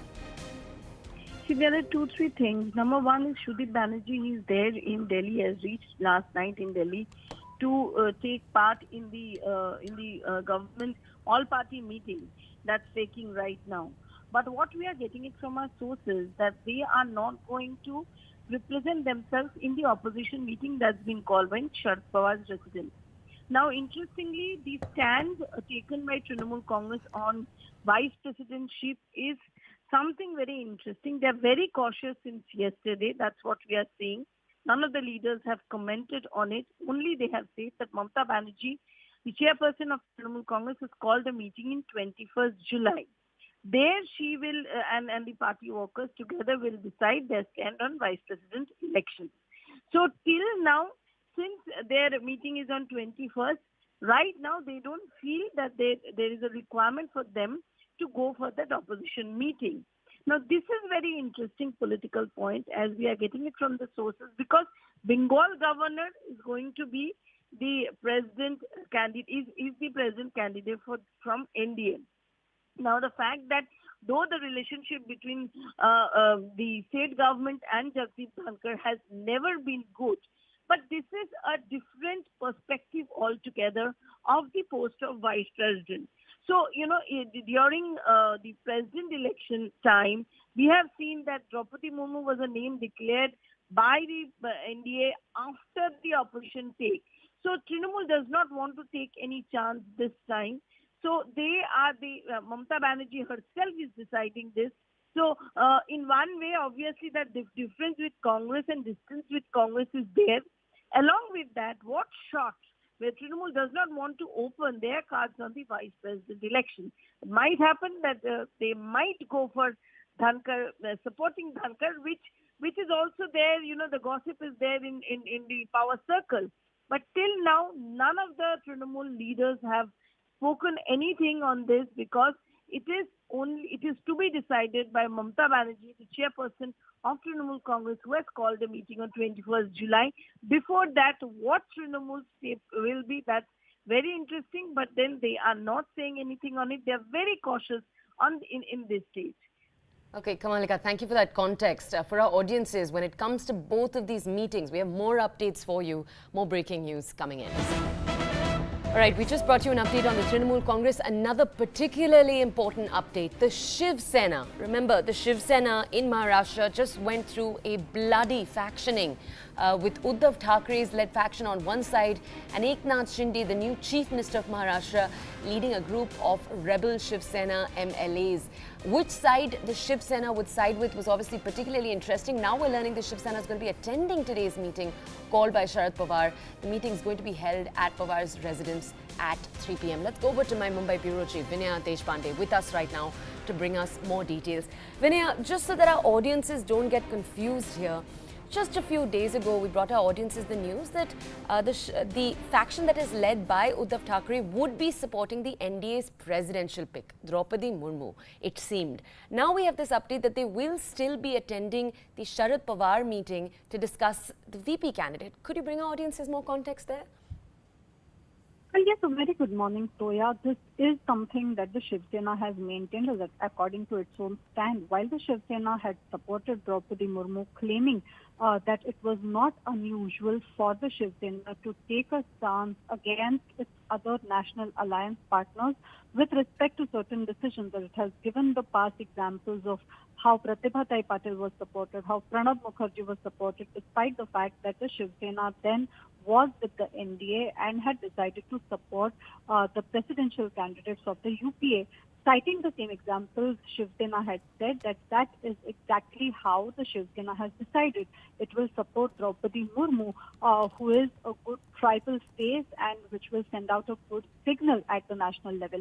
Now, again, though the Shiv Sena had sided with Draupadi Murmu, they had said that this was not a support to BJP, but this was support to the candidate who was put in place. And taking ahead the same stance, now they say that with respect to Vice President, they will stand together with their alliance partners at national level, and that is why we will see Shiv Sena today in attendance of the meeting that has been called by NCP Chief Sharad Pawar at his residence at 3 o'clock today, where there will be discussion about the support to the vice presidential candidate, whether there are any alternatives and what will be the stance thereafter. So the Shiv Sena trying to say that there is no contradiction in its position, trying to maintain that the support to Draupadi Murmu was not exactly the support to BJP but to a specific candidate. But now it will remain to be seen about what their position will be for the vice president. Vinaya, thank you so much for bringing us context on that story. For our audiences, we have one more piece of breaking news related to the set of meetings set to take place in the next few days. As you already know, the monsoon session of Parliament is set to start tomorrow. And in regards to that, you have an all-party meeting that's been called by the government ahead of the monsoon session. Now, what we do know is that Rajnath, the Defence Minister, among others, they're all set to attend. Jairam Ramesh from the Congress is also going to be one of the attendees. Remember, this is just a day ahead of the meeting. The government is holding this all-party meeting. It was supposed to start at 11 a.m., so it's possibly in progress as we speak. The point of such a meeting is usually to formulate a strategy to maximize the productivity of the entire House. Also, normally, the parties will aim to address some concerns of the opposition. Let's go over to my colleague Arun Dhanta for more details. Arun, tell our audiences, please, very quickly, which are the parties that we know are in attendance? Have any parties chosen to skip the meeting? Also, tell our audiences more about the visuals we're seeing on our screens right now, please. Well, this is a routine meeting which happens before the Parliament session, where the Parliamentary Affairs Minister, holds that meeting with the opposition parties. As of now, the leaders which we have seen and going inside the Parliament for this meeting are from maximum all opposition parties.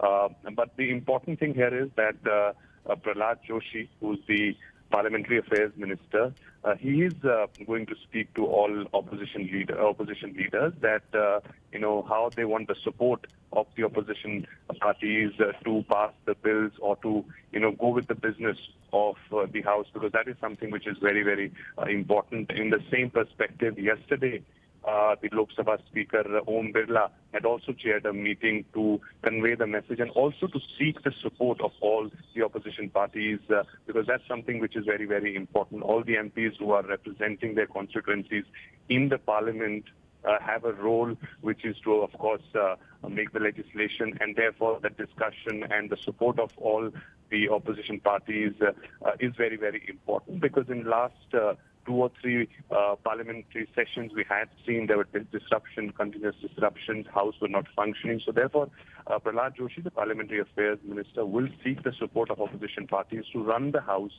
smoothly. Okay, Arun, I want to understand from you, in a meeting held by the Speaker yesterday, you'd had a number of opposition parties skip. So you did have the Congress and the DMK present, but you'd had the TMC, NCP, Samajwadi Party, BSP, BJD. None of them had representatives in attendance in that meeting. Have we seen a greater opposition turnout today in the meeting that's in progress right now? Well, as of now, we had seen, Jairam Ramesh, Mallikarjun Kharge, Jayant Chaudhary, Trichy Seva, various other opposition leaders entering in this meeting. And of course, yesterday when the meeting was chaired by Om Birla, TMC representative was not present, and various other political parties, as you rightly mentioned. In fact, TMC's response had come later on. They were saying that their MPs were there in West Bengal for a program, so preparations of that program. So they were not allowed to make it to this Om Birla's meeting. But of course, it sends a message also when you don't have the leaders present in these meetings, which is either chaired by the Speaker or the Parliamentary Affairs Minister, that they are not really in sync with the government, and that's how they show their resentment. So this time around, this session is also going to be very, very interesting to see, because there are various issues on which we had seen opposition parties were taking on the BJP outside the Parliament, how they're going to deal with those issues inside the Parliament. That's something which is going to be very, very interesting. Even in the last session, we had seen some fireworks taking place inside the House. So, we'll have to wait for tomorrow as to what happens inside the Parliament. All right, Arun Dhanta, thank you so much for bringing us that update. For our audiences, the monsoon session is set to start tomorrow. Important bills are going to be introduced in this session of Parliament, including a press and registration of periodicals bill and the Mines and Minerals Development and Regulation Amendment Bill, among others. We're going to be covering that, wall-to-wall coverage, starting tomorrow. Right now, it's time for a short break. We'll see you on the other side.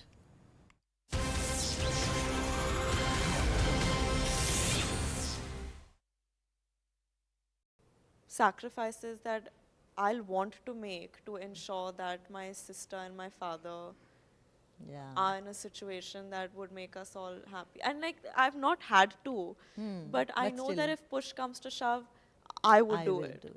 And I think that is an elder sister thing. Elder sister syndrome. Yeah, I think so a little bit. I think that you automatically think that you're kind of the sacrificial lamb a little bit. And finally, what are the kind of directors you would like to work with? मुझे comedy चाहिए, मुझे comedy करनी है, मुझे comedy चाहिए, मुझे comedy करनी है. रोहित शेट्टी सर प्लीज़ मुझे कास्ट कर लीजिए, मैं ऑडिशन कर लूँगी, सही से ऑडिशन कर लूँगी. और I really want to work with Karan. I really want to work with Bhansali. So I really want to work with Neeraj Khewan. मैं बोलने वाली थी. हाँ. Great.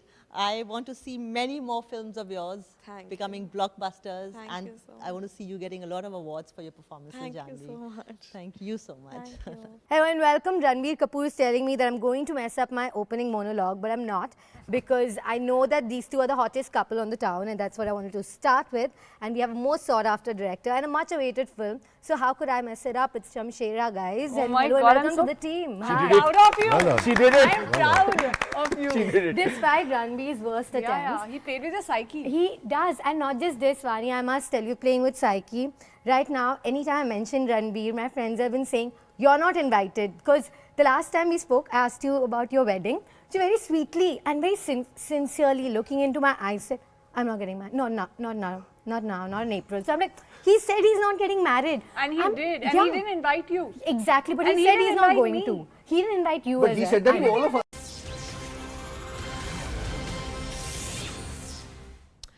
All right, welcome back. You're watching the news here at CNN News 18. We have some breaking news that's coming into us as we speak right now from Bangladesh. All right, we're learning of reports of the homes of multiple Hindus. This is in Bangladesh, where Hindus are in minority. We're learning that multiple homes have been attacked. This is in Bangladesh's Narel district. The attack was allegedly over a Facebook post. This is according to local Bangladeshi media outlets. Now, we're going to try to bring you more details. This is according, as we just said, to reports that we're receiving right now. My colleague Abhishek is with us to bring us more details on this story. Abhishek, if you could bring our audiences more details on the scale of these attacks.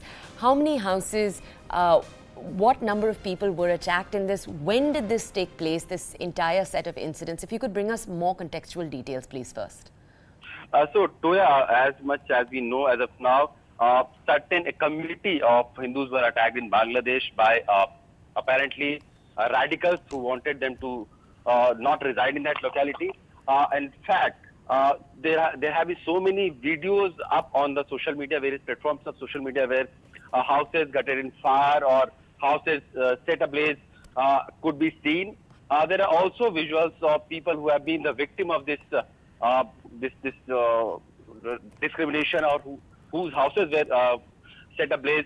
They have also been seen in various social media videos, and this is a kind of narrative that has not been there in very strongly in past sometimes. But we know that in Bangladesh there has been a very rooted problem against minority Hindus, and it has been for several decades. And at times, even the current dispensation of Bangladesh, they have tried to mitigate the issue. However, there are still pockets in the country where these issues flare up at times, and this seems one of that occasion when the radicals or anti-Hindu group of people have tried to force the people of minority in their region to flee from their home, or they are trying to threaten them so that they could leave that place. All right, Abhishek, thank you for those details. Just for our audiences, attacks like this, as my colleague Abhishek was saying, are not, unfortunately, uncommon. You have had the Prime Minister, Sheikh Hasina, come out multiple times and make multiple statements condemning such violence. Now, we're going to continue to bring you reports from there. Right now, though, we're moving on to another story related to our neighbors. After several rounds of talks that have ended, unfortunately, in a stalemate so far, India and China are, as we speak, holding the 16th round of Corps Commander talks. This is at Moldo. Now, the talks have started at around 10 a.m. on the Indian side of the Chushul-Moldo meeting point. The 16th round of talks comes as a part of efforts by both nations to take forward the stalled process of disengagement and de-escalation around the eastern Ladakh border. Now, these are the updates we have so far. My colleague Tejinder is with us live right now. We're going to go over to him to understand more. All right, Tejinder, for our audiences, bring us more context. We saw a little while earlier, a few weeks ago, the foreign minister from China, Wang Yi, he visited India. We also know that Jaishankar and Wang Yi, both the external ministers from both countries, met just a few days ago once again to have this conversation. Tell our audiences what the areas in focus are for this conversation, and also tell us what the challenges are for both sides. Yes, you rightly pointed out that there have been two meetings between the External Affairs Minister S. Jaishankar and his Chinese counterpart since the last meeting took place. The last talks between India and Chinese Corps Commander level was held on 11th of March. That was the 15th round, and today is the 16th round, and we know that some headway would be made because in the last two meetings which were held between the Foreign External Affairs Minister of both the sides, they agreed that there was a need to disengage on the line of actual control, and to maintain peace and tranquility there needs to be disengagement from both the sides. So the resolution which both the sides will reach upon has to be mutually agreed upon. You see, this is an issue of prestige for both the People's Liberation Army of China and also for the Indian Army, because both the sides does not want to show that they have given any concession. So they both want the Indian Army, the Indian side has time and again been saying that they want status quo ante, the status which was prior to this standoff that started almost now 3 years ago. Today we know that this standoff has entered its third year. This was because of the dialogue process which had started that post the Galwan clashes, in which both the sides suffered significant casualties. There was the situation did not escalate to the level which was being anticipated throughout. So the dialogue process did continue. The dialogue process did not close. You see, after all those 15 rounds of talks, the issues, the points where the issue lies, it's the Patrol Point 15 near Kongla, the Depsang Bulge in Daulat Beg Oldie, and Charding Nala Junction in Demchok sector, which will come out in today's dialogue. Yes, Toya. All right, Tejinder, thank you for those details. For our audiences, that's the 16th round of talks. As Tejinder was pointing out, 15 other rounds have already taken place. We'll bring you updates as the talks continue through the day today. Right now, it's time for a break. That's all that we have for you this morning on our show on a Sunday. Do go out and enjoy your day. Thank you for watching CNN News 18.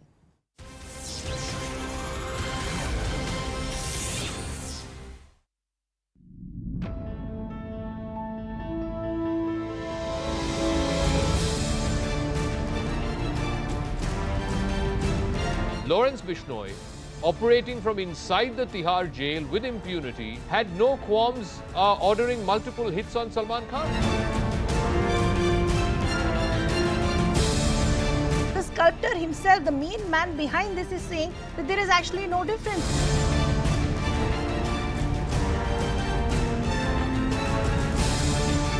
Drugs to try and fund their terror operations and to also try and radicalize young, impressionable minds while confining them to the throes of drug addiction.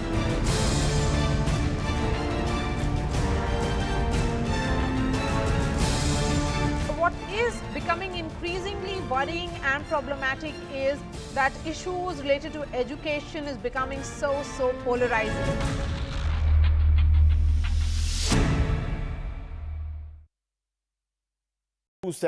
A minimum of 28 billion, otherwise they basically just sink completely. There'll be like nothing left. So let's talk to international financial advisor Dr. R.U. Kutty, who is being consulted by what's left of the Sri Lankan administration, and he's right here with us. He's a very busy man. Mr. R.U. Kutty? That's my name. I see. Great opening, sir. Great opening. I love that. Let's start at the top now. Is there any hope for Sri Lanka? Is there a hope for Uddhav in Maharashtra or Congress at the center? I don't know. Then that's your answer. Okay, but now let's go from the top to the bottom. But young man, I did that by appearing on your show. Right. So comedy we've got. We're getting no answers, but we've got comedy. True. Now, are you Kutti? That's me. That's my name. No. Just let me complete. Are you Kutti? That's my name. That's me. This guy just... Can you just behave yourself, sir? Please, sir. How did it get so bad for Sri Lanka? Give us an understanding of why it went wrong. See, I'll tell you. You owe 10 rupees. Yes. Then you borrow 10 rupees to pay off the first 10 rupees. I owe 10 rupees, so I borrowed 10 rupees. But now, you owe the initial guy 12 rupees because of the compound interest. So you pay off 10, still owe 2 to him. Plus, another 10 to second guy. Meanwhile, both sums compound further and become... This is getting very scary. So now, you owe 5 to the first guy and 13 to the second guy. So you borrow 10 from the third guy. Okay. Please stop. This show is painful enough as it is. Don't do this calculation. Please stop. So, they...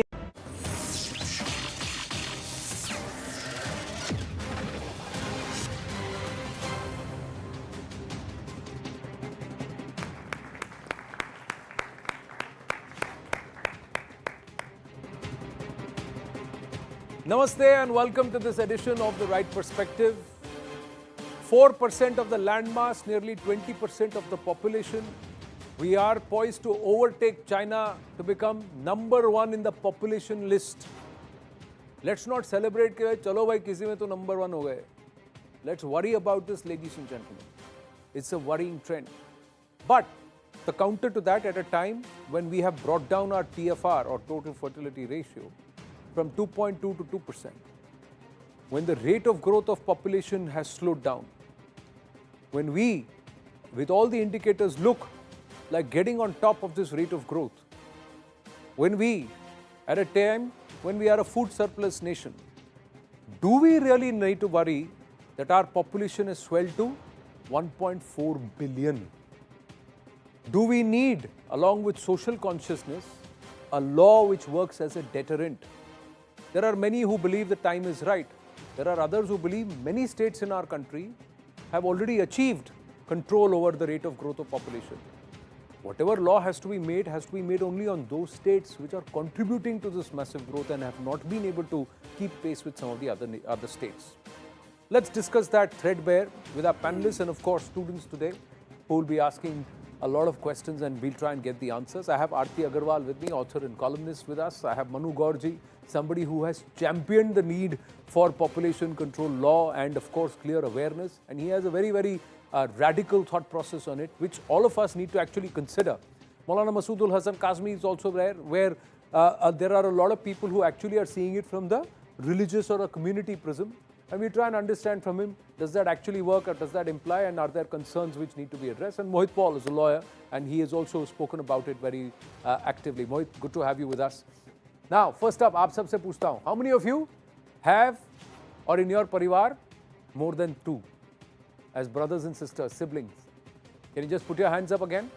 Let's do a quick count that you are either 3 or 4 brothers and sisters, right? More than 2. Okay, 1, 2, 3, 4, 5, 6, 7, 8, 9, 10, at least 10, 11. 2-3 हाथ पहले खड़े हुए थे, अब नहीं खड़े हो रहे.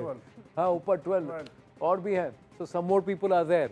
But my point is, even in this group, at this time, we have at least 12 out of about 25, 30 or 35 odd students who have more than 2 in their family as siblings, or more than 1 sibling, if I were to put it correctly. So is this hum do hamare do not working, Aarti? Right, so this is such an important question, and I think that India has been trying to bring about this hum do hamare do policy for at least the last 50 years. But there are 2 points to it, and I want to address both of them. So the policy of encouraging a 2-child policy has been in effect since the 50s. It's not something new. But in the 70s, during the emergency, when Mr. Sanjay Gandhi tried to sort of take things to the next level, he imposed like forced sterilization where villages were cordoned off and men were literally dragged to get sterilized, and many people died also because of that, because the surgery didn't go right, because healthcare was not that good in India. So because of this sudden coercive measure, that thing completely did not work. It was implemented only for like 21 months or something like that. And then it had to be called off. And after that, we did not really have enough schemes, enough ground level work to actually implement the tool child policy. You know, it's like you either push it to the extreme or you don't do anything at all, which led to extreme population growth in India to the point where the population density of India is like 3 times that of China. And I'm not even talking about US right now because, you know, since we are in the race with China to become the most populous country in the world, we need to look at everything. So when you say population density is land to people per ratio. square kilometer of land, how many people, or square meter, whichever way you want to see it. So India we are is like 3 times that of China. 3 times that of China because, you know, China may be very populous, but it's also like extremely huge. It's very big. And there's another way to look at it. Look at it from the Human Development Index point of view because, I mean, you can look at GDP, but GDP does not measure everything. It only looks at output. Human Development Index is something which sees how people have, what kind of conditions people are living in. You know, what are your living conditions like? And India has literally been growing by 0.002 every year. And I've just looked at the statistics for some other work, but India is currently at around 0.647 Human Development Index. Previous year, it was 0.645. Whereas China has grown from 0.499 to 0.7 something, 0.76. So you can see that, you know, even individually at a person level, China has grown a lot and India is not growing in the same proportion. And that is because, you know, people think that, you know, if you are big, you have a bigger workforce and then, you know, you can contribute a lot to the economic output. That's the usual argument given. But I want to address this here, that only a very small percentage of the whole population actually contributes to the economy. People under 18, people above 60 do not contribute to the economy. So even kids born today, they will start contributing only after, say, 20 years, right? And that is something we need to consider. And other aspect is how much are they contributing? Because not everybody contributes the same. Whether you're contributing 100 rupees or $10,000 matters, and that requires investment. So, you know, we are stuck in this sort of like a vicious cycle where because we don't have good infrastructure, we don't have good industry, we're not able to attract enough capital investment, we're not able to create enough jobs, we're not able to do enough upskilling. So even the workforce is not a highly skilled workforce, which is why the wages will not increase. As long as the workforce size is much bigger than the number of jobs, the wages are not going to increase. It's basic economics. I'm not talking something very difficult here. So we're always going to, and unemployment has been increasing. So we'll not be able to address any of these serious problems unless we actually control the population. And for that, I don't think coercive measures are going to work, but we do need very serious incentives. And more than that, we need ground level awareness. We need ground level implementation because the policies can be passed and then, you know, everybody becomes happy that, oh, this law has been passed. So you're saying don't look at it as deterrents or coercive measures, look at it as incentives. So I give you an incentive to have a smaller family. Right. And I'll also incentivize you if you spread awareness and go on ground and spread ground level awareness. This Hum Do Hamare Do you mentioned before I go to Manu Gaurji, let's just do a small test. 1950s में हम दो हमारे दो start हो, आप सबको पता है what is हम दो हमारे दो? It's a coinage which said कि family में मियाँ बीवी दो बच्चे, correct? Any guesses? Just make a random guess. From the 50s till today, how much money would we have spent? Taxpayers' money would we have spent under this program of trying to create social awareness with हम दो हमारे दो? Guess, कोई भी figure, जो मन में आए फिगर बताओ, कोई हाथ उठाओ, anybody? Any guesses? कितना खर्चा किया होगा? 20,000 crores, 50,000 crores, 70,000 crores, 100,000 crores, 200,000, कितना किया होगा बताओ? 2 trillion rupees, 2 trillion rupees, 2 trillion rupees खर्चा किया है. Any guesses? From 50s till date, how much money have we spent? Any guesses? Any wild guess कि social program ना, not coercion, awareness create करने के लिए 1950 से लेकर 2022 तक हमने कितना खर्चा किया है? Let's go and ask him. Manu जी. आनंद जी, 1950 से तो नहीं कह सकते. इंडिया पहला कंट्री था वर्ल्ड में जिसने 1952 में अपना पहला official family planning programme launch करा. दुख की बात है आज हम दुनिया के सबसे पॉपुलस कंट्री है. जिस देश ने सबसे पहले चिंता करी वो उस चिंता को उस पर कोई काम नहीं कर पाया. 1974 से जब इमरजेंसी लगी और जब हमारे कॉन्स्टिट्यूशन में अमेंडमेंट करा और फैमिली प्लानिंग हमारे कॉन्स्टिट्यूशन का पार्ट बना, तब से लेकर आज तक 3 लाख करोड़ रुपए खर्च करे जा चुके हैं। 3 लाख करोड़ रुपए। और 3 लाख करोड़ का अगर आप रियल टाइम वैल्यू देखेंगे तो वो रियल टाइम वैल्यू आज के समय में लगभग 30 लाख करोड़ से भी ज्यादा है। 30 lakh crore ratio to value, because 1 rupee in the 70s is equivalent to a different amount today, ना? Correct? तो वो उन्होंने ये किया है 70 से लेकर आज तक 3 लाख करोड़ रुपया दिख रहा है, लेकिन इसका एक्चुअल वैल्यूएशन अगर आप देखें, it amounts to 30 lakh crore. 30 lakh crore कितना पैसा है?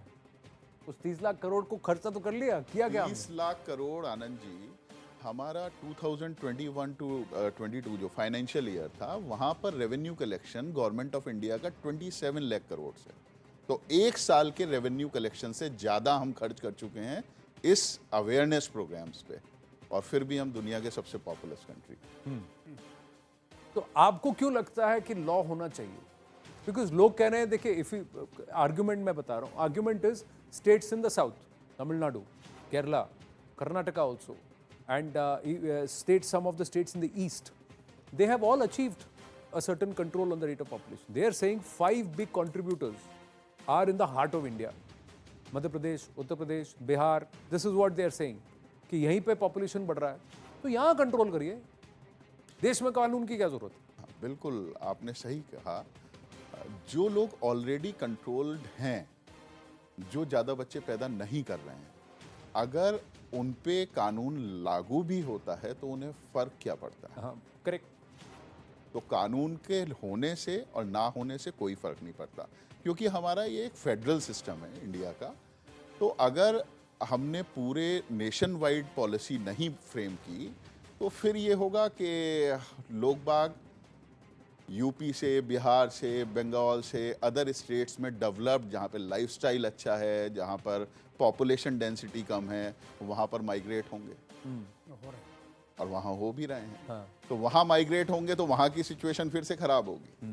तो आपको एक नेशन वाइड कानून बनाने की आवश्यकता है। जैसे मेरे को पैनलिस्ट ने अभी कहा भी पहले कि इंसेंटिव बेस्ड कोरेसिव मेथड, आप देखिए 50% पॉपुलेशन हमारे देश की विमेन, हम विमेन एम्पावरमेंट की बात करते हैं, लेकिन हम उन्हें आज तक मना करने का अधिकार नहीं दे पाए कि वो अपनी सास से, अपने पति से, अपनी ननद से ये बोल सकें कि मैं तीसरे बच्चे को जन्म नहीं दूंगी।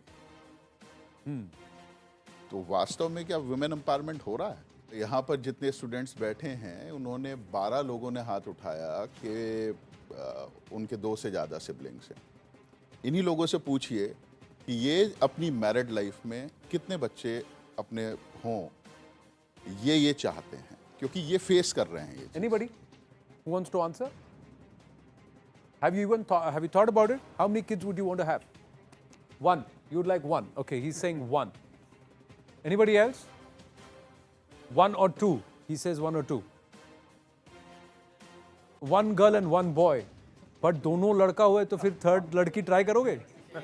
नहीं, मैं पूछ रहा हूँ कि चाहते 1 boy 1 girl है, पर 2 ही चाहते हैं, ऐसा है। 2 लड़के हो गए चलेगा, 2 लड़कियां हो गई चलेगा। मैं ये कह रहा हूँ कि 2 लड़के हो गए तो लड़की के लिए तीसरा, चलो ट्राई मारते हैं, देखते हैं क्या होगा। या 2 लड़कियां हो गई तो तीसरा लड़का हो गया, देखे ट्राई अडॉप्ट कर लेंगे। अच्छा, गुड आंसर। अच्छा, अडॉप्ट कर लेंगे कहा है। Very good thought, I really like that. Anybody else? कि अभी तक तो अंदर से पीसीआर से पूछ रहे, दूसरे में ट्विंस हो गए तो क्या करोगे? 2 सब 2 पे ही रुके हैं, 1 या 2? ऐसा क्यों है? हाँ, ऐसा क्यों है? हाँ जी, बोलिए। एक किड रहता है तो उसे सारे फैसिलिटीज़ प्रोवाइड होंगे। अगर हमारे पास मतलब इंसान 2 या 3 करता है तो उसे उतनी फैसिलिटीज़ प्रोवाइड नहीं कर पाएगा वो, जितना वो एक को कर सकता है। उसको सारे सुख सुविधाएं मिलेंगी, और मे भी कहीं ना कहीं 3 लोग होते हैं, उनमें रह जाती है वो चीज़ें। 3 में रह जाती हैं। हाँ। 3 में रह जाती हैं। तो सर उन्होंने 1 क्यों बोला या 2 तक क्यों सीमित रहे? हाँ, कि रिसोर्सेस, अच्छी परवरिश, फैमिली के रिसोर्सेस कितने हैं जो वो बच्चों की अच्छी परवरिश कर पाए। इसी तरह से हमारा देश भी हमारी एक फैमिली है और इसके लिए रिसोर्सेज जनरेट करता है कौन? इस देश का टैक्स पेयर। करेक्ट। 2014 में इनडायरेक्ट टैक्सेस और डायरेक्ट टैक्सेस, दो तरह से हम लोग टैक्स कलेक्शन करते हैं।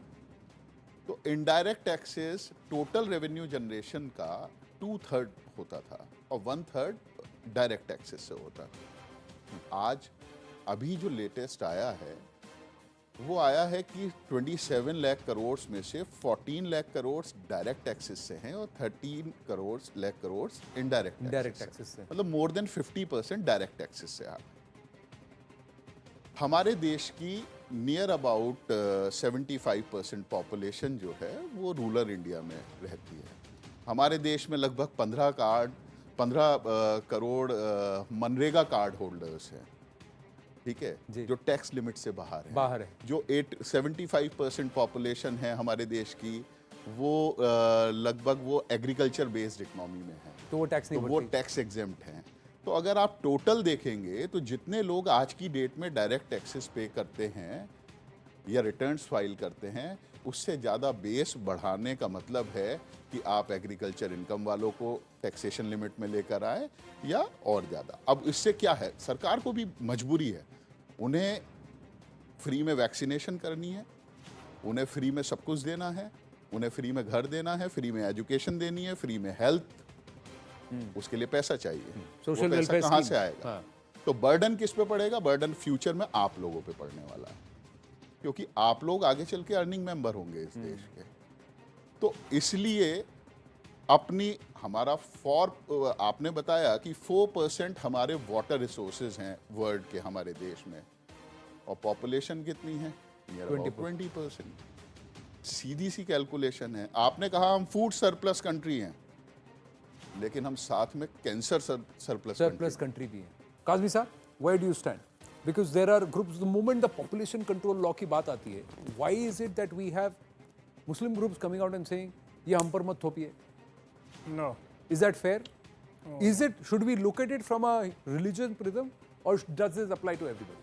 This is the growing population, very frankly, I would say, yeah. This is a big problem for the nation. And without looking for any religion, without seeking the religious opinion from religion, because we may have a couple, we have a countless of opinion regarding this. Don't go for any opinion and bring a strong law against growing population the way we did in demonetization, the way we did in abrogation of 370, the way we did in snapping the triple talaq. So this is the way for us, for the government, but government disappointed me. Why? Last April, the government in parliament said that it doesn't intend to bring population control law. Why? Yesterday, I was seeing in Times of India, a news was getting circulated. We will be most populated country in the world. More early and very rapidly and quickly we can get permanent seat in UN Security Council. A newspaper was circulating yesterday this news. Contradictions are there. And I, with all responsibility, Islam permits for birth control. Even in the life of Prophet Muhammad sallallahu alaihi wasallam, during his lifetime, I can narrate the real original hadith. Kunna nazilu ala ahdi Rasulillahi sallallahu alaihi wasallam. Fabalaga zalika Rasulullah sallam falam yunhina. We used to do azl. Azl is a method of birth control. We used to do azl during the lifetime of Prophet Muhammad sallallahu alaihi wasallam, and it was it was conveyed to Prophet Muhammad sallallahu alaihi wasallam. He didn't say anything. It means he approved it. तो population control किसी भी तरह से will not come in the way of Islam. Many countries, many Muslim countries in the world have approved it. So my appeal for the government is that we should go ahead regarding bringing a strong law against growing population in our country. Now, how can this law come? Very well said, Kazmi Saab. Thank you very much for that perspective. But I want to understand, how do you bring? Two panelists have said it should be incentivized. It should not be a penalty. It should be an incentive. So you present it like an incentive. So incentivize population control. The opposition turns around and says, you don't need it. You don't need a law. Why are you trying to enforce something on the people which is not required? Why do you want to do it in India? That's the opposition's point of view. The government right now is saying, I'm not thinking about a law at all. But voices from ground are saying, do it now or else. And they may have different reasons. The sane reason, the political reason, the irrational reason. Let's look at everything. But one thing is common, no? Everybody wants population to be controlled. Absolutely. So the thing is this, I would have actually liked it, and what Mr. Kazmi also said, that why isn't the government bringing it in? They brought in demonetization, they did not ask anyone. They brought in abrogation of 370, they did not ask anyone. Even here they can ask, they have that option, they can go to the panel, they can send it to the parliamentary panel. But why aren't they doing it? And it is not that this bill has not been introduced in the parliament. It has been introduced, statistics says about 35 times. And about 9 to 10 of them are still pending. There are eminent opposition leaders who have brought in private bills also. There are eminent people from the ruling party itself who have also brought in private bills. So why is the government shying away from it? The need of the hour is that we have this law which should be brought in. We've had certain kind of examples which were with regard to certain states. In Andhra Pradesh, Telangana, you've had issues where you don't allow people to contest for panchayat elections or certain ground level, certain other jobs. So why is it that when we can do it and we have done it at the ground level, why don't we take it upscale and do it at odd levels and ensure that it is enforced widely for all the for everyone in the government sector at least? That should be the first step. Private sector would come in later. So how do I incentivize it, or how do I ensure it's not coercive? It's not a punishment. So rather than looking at people who have more than 2 kids, do I focus on those who have 2 kids and say, I'm incentivizing you? Is that the way to go? Let's start with you and then go back. Yeah. Absolutely. Have those who are having 2 kids, bar everyone who's there in a government job, bring in a law which will have a cutoff point. You know, you say that we are bringing in the law today, 2 years henceforth, anyone now who's entering any government job, he will have to give an undertaking that they will not have more than 2 children. And the moment they have more than 2 children, you are out of that job. So it can be draconian, it can look draconian, but it's actually an incentive because you will be given preference to those people who say they will only have 2 children or less than 2 children for that matter. Now there is also this question that in sections of community and in religions where polygamy is allowed, in one household, how many is 2? From the first wife, 2 children, second wife, 2 children, third wife, 2 children. So there are 6 children in one family. So what should be considered legitimate? That has to be thought about too. Or stop polygamy altogether. Yeah. So I just want to add the point here that, you know, all the current incentives which we discussed, they are basically applying to the tax-paying citizens. Whereas we just discussed that the rural population is not really the tax-paying percentage of our country. And correct. High number of, you know, children is generally very highly correlated with illiteracy and, economically backward community, broadly speaking. So their incentives need to touch the people who actually have more kids. And having more kids is something which is maybe because of n number of reasons. But I believe that, better and easier healthcare access, and easier healthcare access at the rural level is what is going to help. Because education I'm and saying all in the those Kisan are Samman good. Nidhi, in the Jan Dhan Yojana, in all the even PM Awas, if you have 2 children, you get 1,000 rupees extra every quarter. If you have 2 children, in each scheme, you incentivize those who have less children. Right. No, I'm not talking about just incentive in terms of monetary compensation.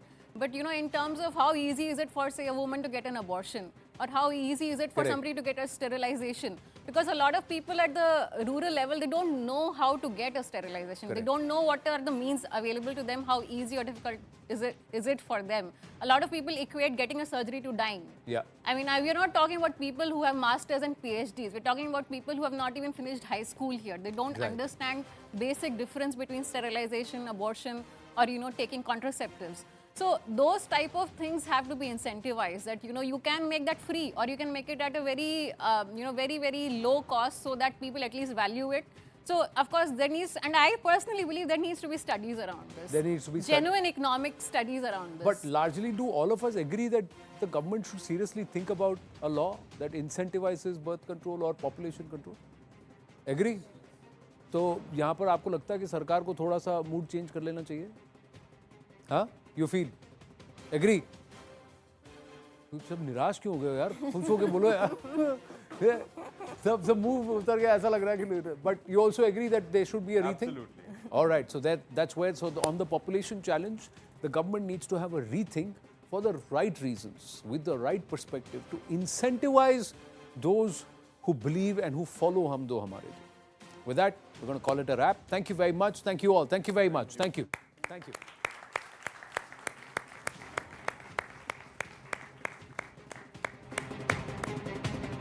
Thank you. Thank you, everyone. Thank you.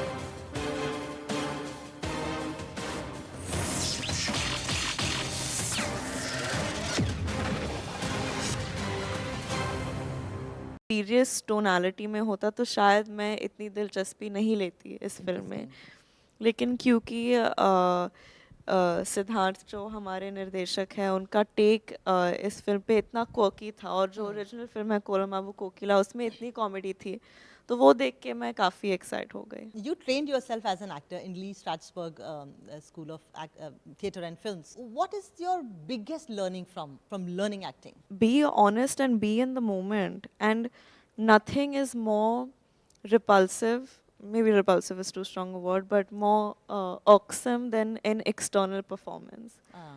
Just a shallow performance. Or just like a performance in general.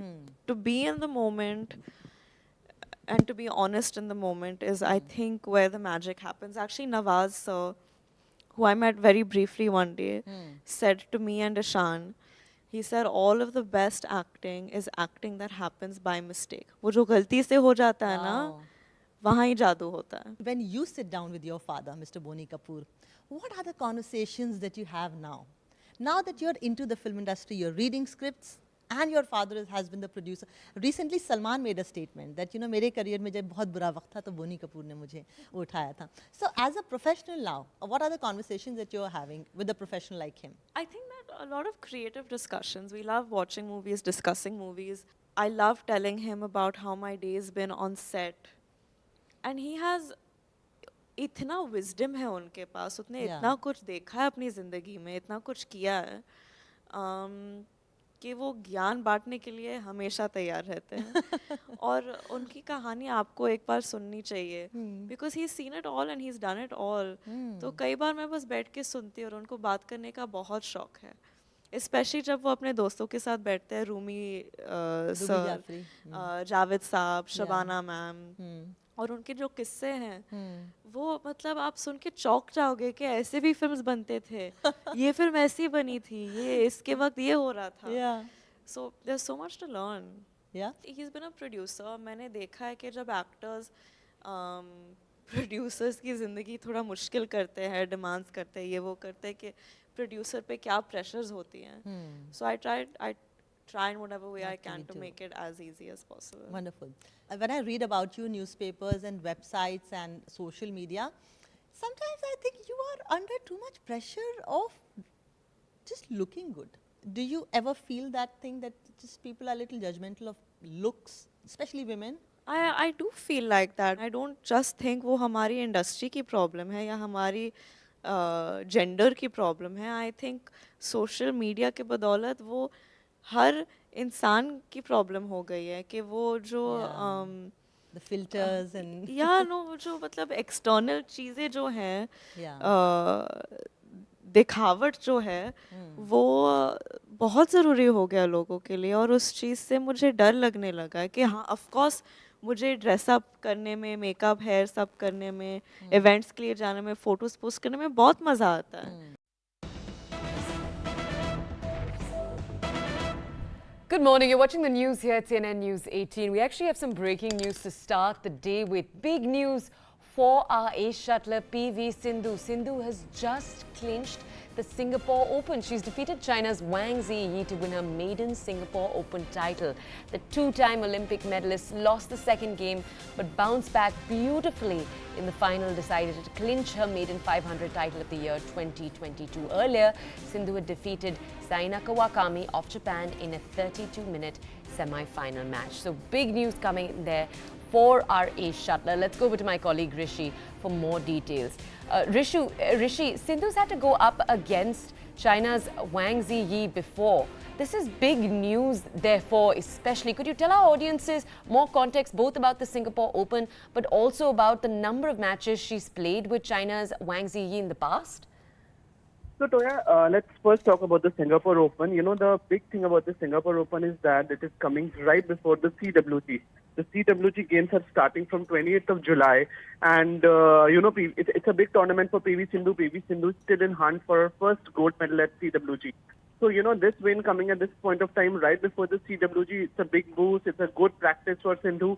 And then, you know, Wang Zi is one of those players who will be again one of those major opponent of Sindhu in the CWG games as well. So, you know, this will happen right before CWG. It's a big win. Apart from that, this is her third title this year after winning the Syed Modi tournament and the Swiss Open. And remember, this is a Super 500 tournament, as in the number of points that will fetch Sindhu are going to be way higher than the points that she has fetched by winning the first two tournaments this year. So with this tournament, her ranking, which is at 7th at this point of time, is also going to be way, you know, it's going to, maybe we can expect a good big jump in her ranking. Okay, and now, Rishi, if you could also tell us more about the matches she's played against Wang Yi in the past and also more about what the rest of the year could look like. So, Toya, let's start with this match only. So, you know, this was, again, I would say a well-fought match because it wasn't in straight games. Actually, you know, it actually stretched up to 3 games. She won 21-9 and Wang Zi actually bounced back very well in the second game with an 11-21 win. But then, again, at the end of the day, 21-15, Sindhu played the last game and she won the match. Even in the semi-finals, as you look, Sindhu's performance, she was really, really good. She beat Siana Kawanaki of Japan in just 32 minutes. And as far as the coming year is concerned, the CWG, there are Asian Games. So at least these two big tournaments coming where India is supposed to, you know, everyone expects a player like Sindhu, who is a double Olympic medalist, to perform well. So yeah, it actually should get, you know, we can look forward to Sindhu winning more medals for India in the tournament, CWG and Asian Games from here on. All right. And Rishi, just checking in with you here, do we have any reaction from PV Sindhu yet? I know this development took place just a few minutes ago. Yeah, not yet. Not yet, but I'm sure very soon she'll put out something on Twitter, and not just her. I'm sure a lot of, you know, people from India would also be congratulating her. I believe that the sports minister would also be joining the list soon to congratulate her. So nothing yet, but of course, as you have just said, that it has just happened. Give it another half an hour, and I'm sure the whole India would be celebrating it. Okay, and Rishi, one more question before we let you go over here. If you could once more, just for our audiences, because I think it's particularly important to understand, explain to our audiences why this is called a Super 500. What does that mean? Super 500, I'll tell you. There's all these tournaments, they have some specific points that they give as far as the ranking of the players are concerned. So Super 500 is one of those tournaments that give a higher number of points when it comes to deciding the rank of the players. So Sindhu at this point of time is as ranked 7th. With winning a Super 500 tournament, she'll get much more points, which will actually move her up the table as far as the rankings are concerned. The earlier 2 ones were Super 300 that she had won through the, earlier in the year, that will not give her as many points. So that's the significance of a Super 500 versus a Super 300. It will help her moving up the ladder as far as the ranking is concerned much faster. And we can expect her maybe reach, I would say 5th or 4th rank whenever the next rankings will come out. All right, and if you could also bring us more context here, because we know she's worked with Pulela Gopichand intensively, but we also know, I think since 2019, she's had Kim Ji-yoon on her team as her coach. If you could walk us through how the experience with Hyun has changed her playing experience over the last few years in particular, and what this win means for Sindhu and therefore obviously for her fans too. Yeah. I get the question. See, the way Pulela Gopichand has been with her almost, there was a very brief time, almost, I would say, 1.5 years she was not with Pulela Gopichand. She was training with Vimal Kumar. Apart from that, she was there with Pulela Gopichand all throughout her career. And, to that point of time when she was not with him, there were times she was not performing well. She wasn't in best of her, if she was not performing best to her abilities. Her form also dipped. So now she's back with Pulela Gopichand, back in winning form. And also, those 2 years of COVID that just happened, that thankfully we are out of it. But that also dipped her performance a lot because all of the players were out of practice. And from being out of practice to being in your top form, it takes a lot of time. It takes a lot of time even for the top players like PV Sindhu. But now with PV Sindhu winning the tournament and, her on a winning spree, being with Gopichand, I think all is well as far as the Indian badminton is concerned. I just want to tell our audiences, stay with us please Rishi, while I tell our audiences that particularly why this is also a big deal. Her coach, Coach Park, had said at the start of the year that he wants her to play more, win more. She's done exactly that. And as Rishi was saying a little while earlier, this is her third title of 2022. But Rishi, if you could explain to our audiences, as you were saying, this will also give her a lot of confidence for the CWG, which is upcoming. What is the CWG and what's the importance of it in the badminton world? Well, CWG is CWG is one of the biggest tournaments as far as the badminton fraternity is concerned, and CWG an Asian game. So we all know, we have been covering it since really some time now. So CWG is one of those tournaments where PV Sindhu has been still struggling to win a gold medal, and that's one of those biggest, for a player who has already won 2 Olympic medals, not winning a CWG gold is one of the biggest, things, I won't say remote, one of the things that are there on the mind of a player, that yes, because CWG, the level of the CWG is, I'm not demeaning CWG, but it's way lower as compared to Olympics. In Olympics, you have, players across the globe, while in CWG and even in Asian Games, you have limited athletes that compete. So for a player of caliber of Sindhu not winning a CWG gold till now, there's some mental block. We all know about her abilities. That's never in question. So a player caliber of Sindhu should have won a CWG gold by now, I would say. But now with these wins coming right before the tournament, I'm sure she'll go into the tournament, the CWG, with a very good frame of mind, and I believe that that elusive gold medal is just round the corner. I think she's going to win it this time. All right, Rishi, thank you so much for those updates. For our audiences, we're going to move on very quickly, but a huge win for the Indian sporting fraternity and obviously, as we see, for PV Sindhu and for badminton. We're going to move on very quickly from this story, but right before we do, just to fill you in more when it comes to what this win means and what it represents. As you know already, Sindhu's not had the best of records on the BWF World Tour level events so far. But as we'd said a little while earlier, her coach had said that he wanted her to play more and win more. The third title that she's had of 2022, you saw her right as she clinched that title, thanking the Singaporean crowd and saying that this will give her a lot of confidence for the CWG. Now, it's important to note that this is also her first Super 500 title of the year. It's a huge win, and obviously for her coach, who we talked about a little while earlier, Coach Park, who said exactly this, that he wanted to send her out more, wanted to see her win more. This is obviously also a big, big win. Now, in the final, it was 21-9, 11-21, 2015. You saw a superb rally also coming in from Wang Ziyi. There were multiple pressure points, but as you saw, Sindhu actually won towards the end with a good balance of pressure through the entire game. Now, after we brought you this very brief overview of this match and the news that we're getting in from a few minutes ago that Sindhu has won that match where she's taken on, remember Wang Ziyi, who we were talking about right now, is an Asian champion. She's faced off with Sindhu multiple times. These are two people who've seen each other in match before. quite a few times already, which is why this is a well-known pairing. It's particularly exciting for those who love the sport to follow. Big news that we've got coming in, as you can see. Now, we're going to go back to my colleague Rishi to understand more over here. Rishi was explaining to us the significance of the Super 500 badminton title, but let's go back to Rishi to understand more. Rishi, you've obviously been covering PV Sindhu for a few years now. And just for those of us who are her fans, who have been following her for a few years, if you could tell us a little bit more about her career, tell us more about, you were telling us right now about COVID and how tricky that was, not just for her, but for most sports people. But in the months since, what has that resurgence, that returning back to the court, what does that look like for PV Sindhu? You know, Toya, when we talk about resurgence from COVID, initial days were not good for Sindhu. I remember Sindhu talking about it also.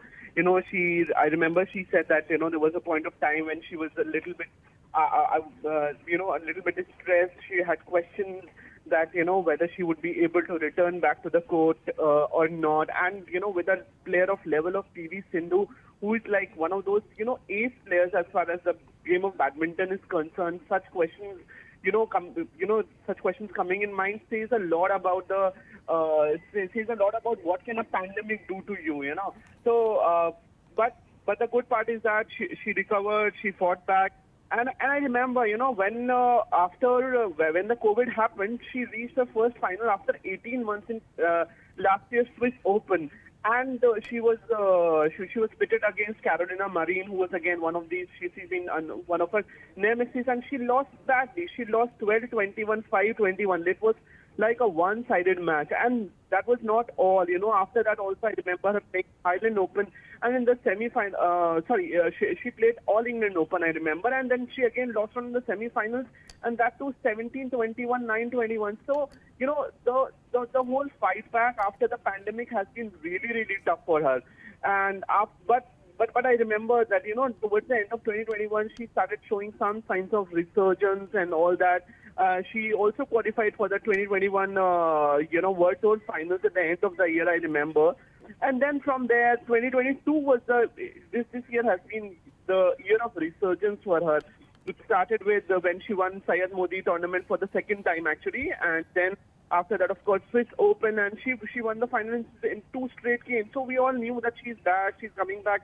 But then, as we were talking earlier, also from winning a Super 300 tournament and winning a Super 500 tournament are different leagues altogether. So now she has also won a Super 500 tournament after Super 300.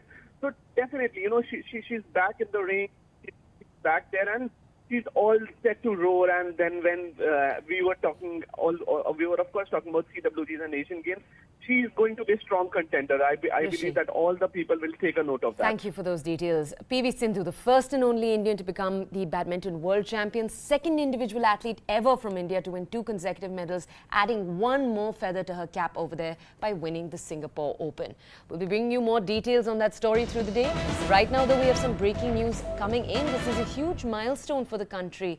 As we speak, we're learning that India has hit the 200 crore vaccination mark. 96% of the country's population has received the first dose of the COVID vaccine. That's huge, while 87% have taken both doses. This is all data provided by Our World in Data. 62.1% of the world's population, as we speak, is fully vaccinated against the COVID vaccination. Now, my colleague Aisha is with us from the newsroom to bring you more data on this big feat for India, but also on what the numbers represent for the whole world. Let's go over to her to understand more. Absolutely, Toya. Essentially, what I want to show you now is this is the digital clock that is essentially counting down to when we will cross 2 billion doses, the vaccinations against the COVID-19 pandemic. Now, this is going to be a very exciting milestone once we hit it, because as we remember, our nation specifically has also really gone through the gutter when it comes to COVID. We went through multiple waves. The second wave was quite traumatic collectively as a nation. We went through it together. Now this is one thing that we can be optimistic about when it comes to the pandemic. We are about to cross 2 billion doses. Remember, the vaccination drive across the country first began last year in January. The first jab was given in January, and now we are going to be crossing 2 billion doses. We are just about 15,000 doses away, 15,000 vaccinations away from crossing this big milestone. Now, I just want to read out one quote that the Prime Minister has said in connection to this. Now, India is set to defeat COVID-19. Every Indian is making it possible. This is what he said earlier on when the vaccination drive began. And now we're set to hit this big milestone. I also want to show you what the total vaccination doses are, this number. This is, again, how close we are. And today, what you can see here, this number is how many vaccinations have been done today. Now, of course, if you want to get vaccinated and you want more information, remember to go to CoWIN, and this is essentially where you can register from. Now, remember, a few seconds ago, we were talking about 15,000 doses left. Now, we have already hit 12,000. We are a few minutes away from essentially crossing this huge milestone. So it's something to be happy about, something to be very excited about. But essentially, this is where we're at right now, a few minutes away from hitting this milestone. Back to you, Toya. Right, Aisha, thank you. My colleague, our political editor, Maria Shakil, with us right now to bring us a lot more context on what this achievement represents. Maria, over to you. Yes, that's right. So India, within 18 months of launching the inoculation exercise in January last year, will be reaching this landmark. The last 100 crore vaccinations were done in 9 months' time only, Toya.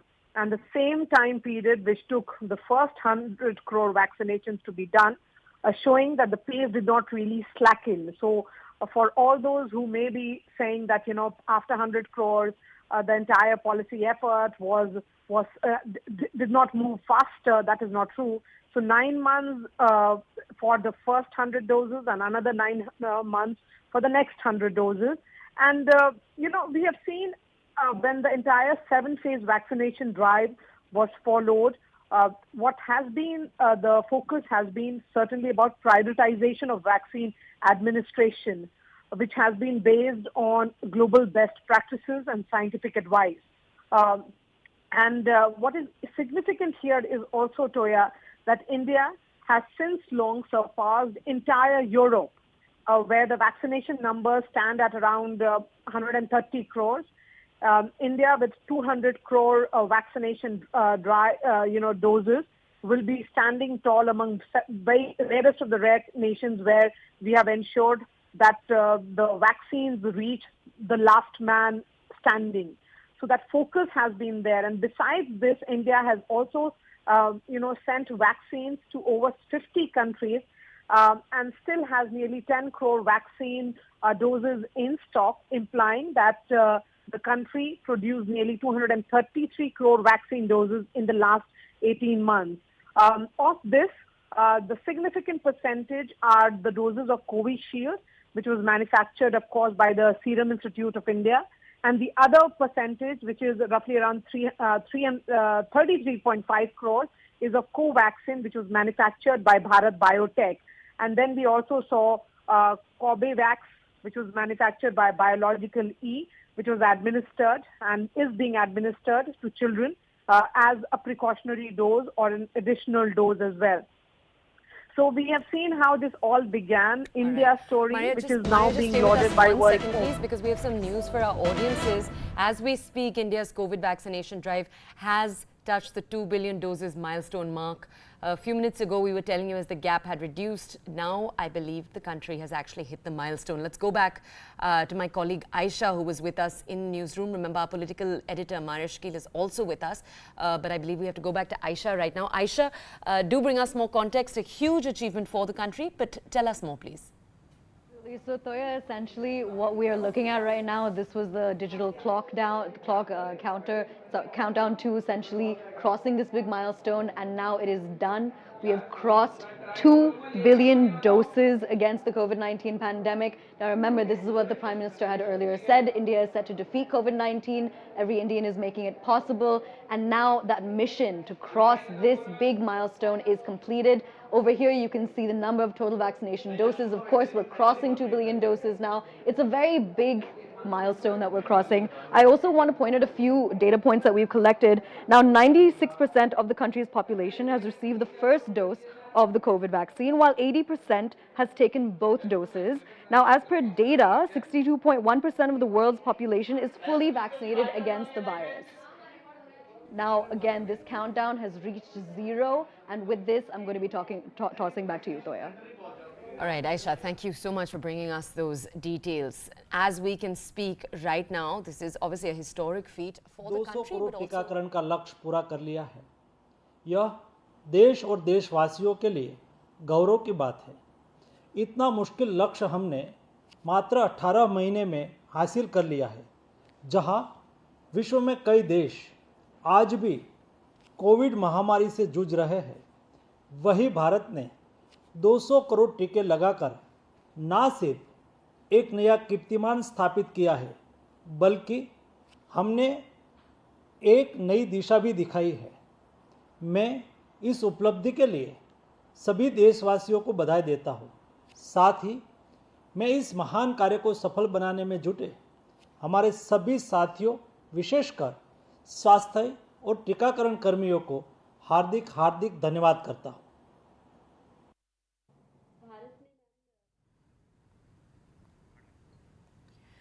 Union Health Minister Mansukh Mandavia had launched the COVID vaccination Amrit Mahotsav a few days ago at COVID vaccination camps in Nirbhan Bhavan. This was on Friday. They'd appealed to the masses once again to get a free dose to ensure protection against COVID-19. My colleague Nikhil with us to tell us more about what this milestone represents for the government and for the country. Nikhil, over to you.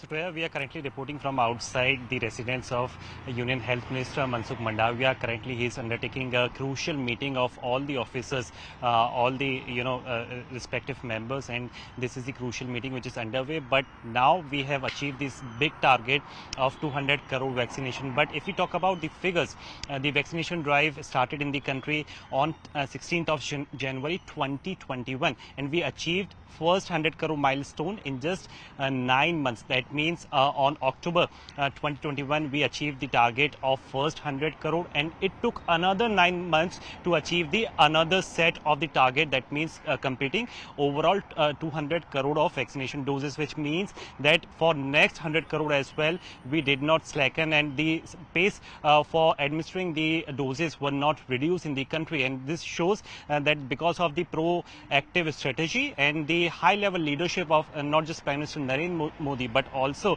under the leadership of Health Minister Mansukh Mandavia, the country has been able to achieve this huge target. And long before, we already surpassed the vaccination doses which were administered in Europe. For Europe it stands 130 crore, but we have now reached to a level of 200 crore. And also if we talk about the figures, Toya, we have exported 23 crore doses in 50 plus countries, which makes us believe that the overall doses which were produced in the country were 223 crore. This is the big achievement which has been achieved by the country. And we all know that currently as well, many of the doses are being administered, many of the phases are being done. In fact, in 7 of the phases we have achieved this target.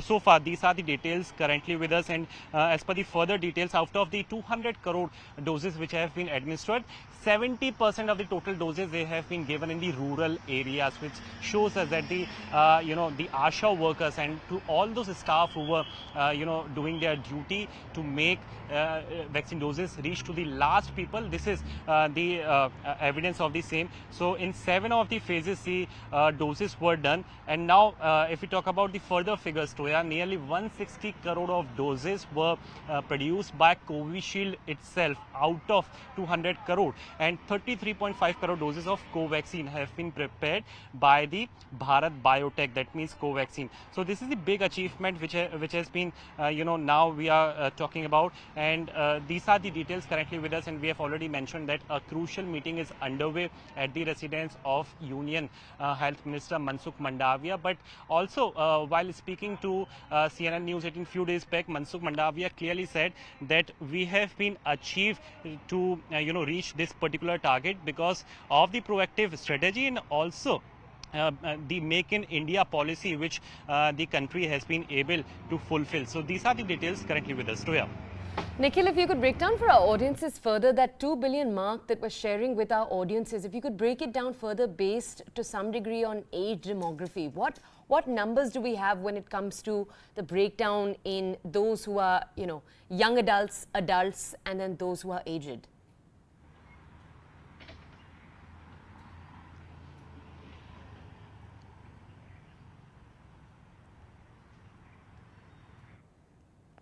All right, we'll try to re-establish that connection. My colleague Nikhil Lakhwani bringing us that news over there. A big celebration for the country, but also for the country's health infrastructure services, those who've worked tirelessly on the front line over the last year and 2 years to bring access to these vaccinations to the public. Now, the free vaccination drive that's been launched just a few days ago, this was to celebrate the Azadi Ka Amrit Mahotsav. All eligible populations can get a free precautionary dose for the next 75 days. This started a few days ago. Now, my colleague Nikhil is still with us. We'll go over to him for more details. Nikhil, I was trying to ask you if you could give us more of a breakdown of these numbers. For example, which are the states that have seen the highest number of vaccinations? Which age groups have received the highest number of vaccinations? Which age groups is there more need for coverage in? Bring us more coverage here, please. Well, as far as the figures are concerned, Toya, 18 plus population is the current age group which has received the highest number of doses, because we all know firstly the doses which were administered started with the age group of 60 plus, but then it gradually came down, and 18 plus population is the highest population which has received the most doses in the country. And also, if we talk about the figures with respect to the states, it is yet to come. It is yet to come out, because there is this fresh figure which has to be out after achieving the milestone of 200 crore. But the important point here that we were earlier mentioning to you, Toya, and for all the viewers who are now watching CNN News 18, that out of the 200 crore doses which have been administered in the country, 70% has been given to the rural population. This shows us that how Nikhil, the stay last with us. We mile have Dr. capacity. Ashok Seth. He's the Escort Hospitals Chairman. He's with us right now. Sir, thank you so much for joining us this morning here on CNN News 18. Sir, a big achievement. You're obviously from the health sector. You're a leader there. If you could just, for our audiences, give us an idea of what this means for India and for India's health infrastructure, please, sir.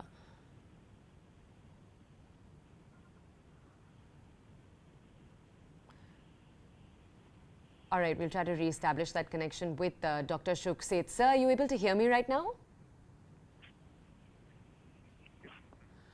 All right, we'll try to re-establish that connection with Dr. Ashok Seth, but also with more of my colleagues to understand with more context about this news that we're sharing with our audiences, the 200 crore vaccination mark achieved by our country just a few minutes ago. All right, that's all that we have for you here on the show this afternoon. Do join us in a little bit as we bring you the afternoon news. Thank you so much for watching the news here at CNN News 18.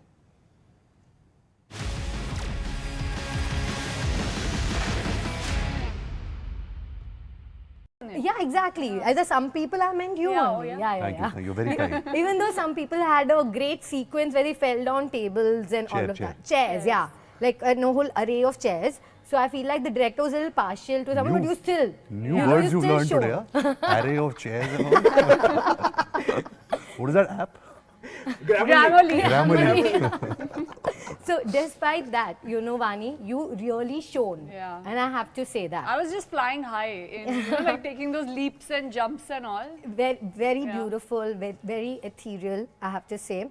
And Ranbir, now this is a pan-India film. I want to say. Who said it's a pan-India film? It's a pan-India film, right? Who You're says releasing that? so many languages, not pan-India. It's pan-world. Pan-world, okay. Pan-universe. Pan-universe, multi-universe. Multi-universe. Did you manifest this pan-Indian film? You signed on 2018, let's tell everyone. 2-3 people who don't know, he signed on 2018 before KGF. 2-3 people means only 2-3 people watch your show? No, yeah, 2-3 people who don't know that. Okay. They all know your trivia. Na? We all know trivia about you. Point. We all know too much. Yes. Yeah. What's your question though? That you signed this on before KGF, before Bahubali, no, before RRR, after Bahubali. So were you prescient? Did you know that this is the kind of film Indian audiences are going to like? Unfortunately, I didn't write the film, so so actually he was someone who was, I guess, above. Ekta and me. Ekta and him were ahead of the curve. But at the time that it came to me, it seemed very exciting. You know, I felt very lucky to be offered a film like this. Yeah, and here we are sitting about the film, very excited. 22nd July the film releases, and the 2-3 people who don't know that, you know, it's an action entertainer, it's a badass entertaining film, and I hope everyone enjoys it. Don't try to wrap up just yet. क्यों हो गया? पीछे से बोले ना? No one is saying. No one is saying. Lio is just. He's playing with your psyche all along. He does. Does he do this on sets as well? Do you guys feel very demotivated when you go home? See, I've realized What is happening? I wake up motivated. Okay. And then you meet Ranbir. Yeah. I'm fine. See, you're He's been demotivating me since morning. Every time you do interviews, you always ask the masti-core questions. So when I am allowed to do masti, why only you allowed? That's fine. But don't pretend on sets you're like very disciplined, very sweet, introvert. Have you been on my set? You're very disciplined on your set. I don't know. Ask them. Am I? Yeah, he's very disciplined. No, genuinely, he is genuinely. It's a shocking transition that happens. Okay, fine. It's a question I asked. Good to know. She doesn't want to receive the answer, but she's living with it. Okay. And as a co-star, he's okay. Yeah, just about okay. Just about okay. He manages.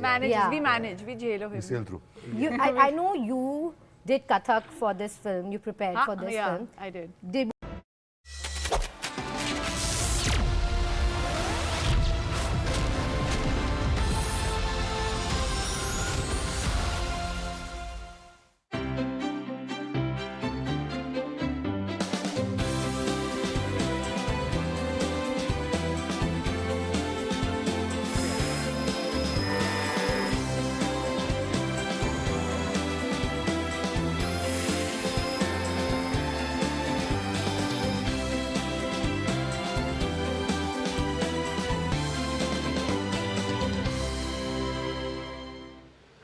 Welcome to yet another edition of Bits to Billions. Now, it's rare to find a unicorn in the manufacturing space in India that has ambitions of making in India for the world. But that's the difference here with Zetwork. We have the co-founder and CEO Amrit Acharya, who wants to bring together OEMs and EPC firms with small and medium enterprises and really help manufacture components for a wide array of industries. Amrit, welcome to the show. What do we have right here? Which industry does this go in? Do these components go into? Yeah, so these specific products are called jaws and fixtures. They are used for holding machine components together. This is primarily for automobile industry, aerospace industry, and the space industry. More broadly, some of the things we make in this factory ultimately go into the fuselage of an aircraft, or they go into the fuel injection systems of various kind of automobile components. Right. Is it exciting to, train for engineering and actually do engineering, because we see so many people doing civil and mechanical and aerospace and ultimately crossing over to software and internet? I mean, I was part of that trend. Like, I graduated with a degree in electrical engineering, but I ended up doing nothing close to electrical engineering for many years. In fact, I was at McKinsey for a bit.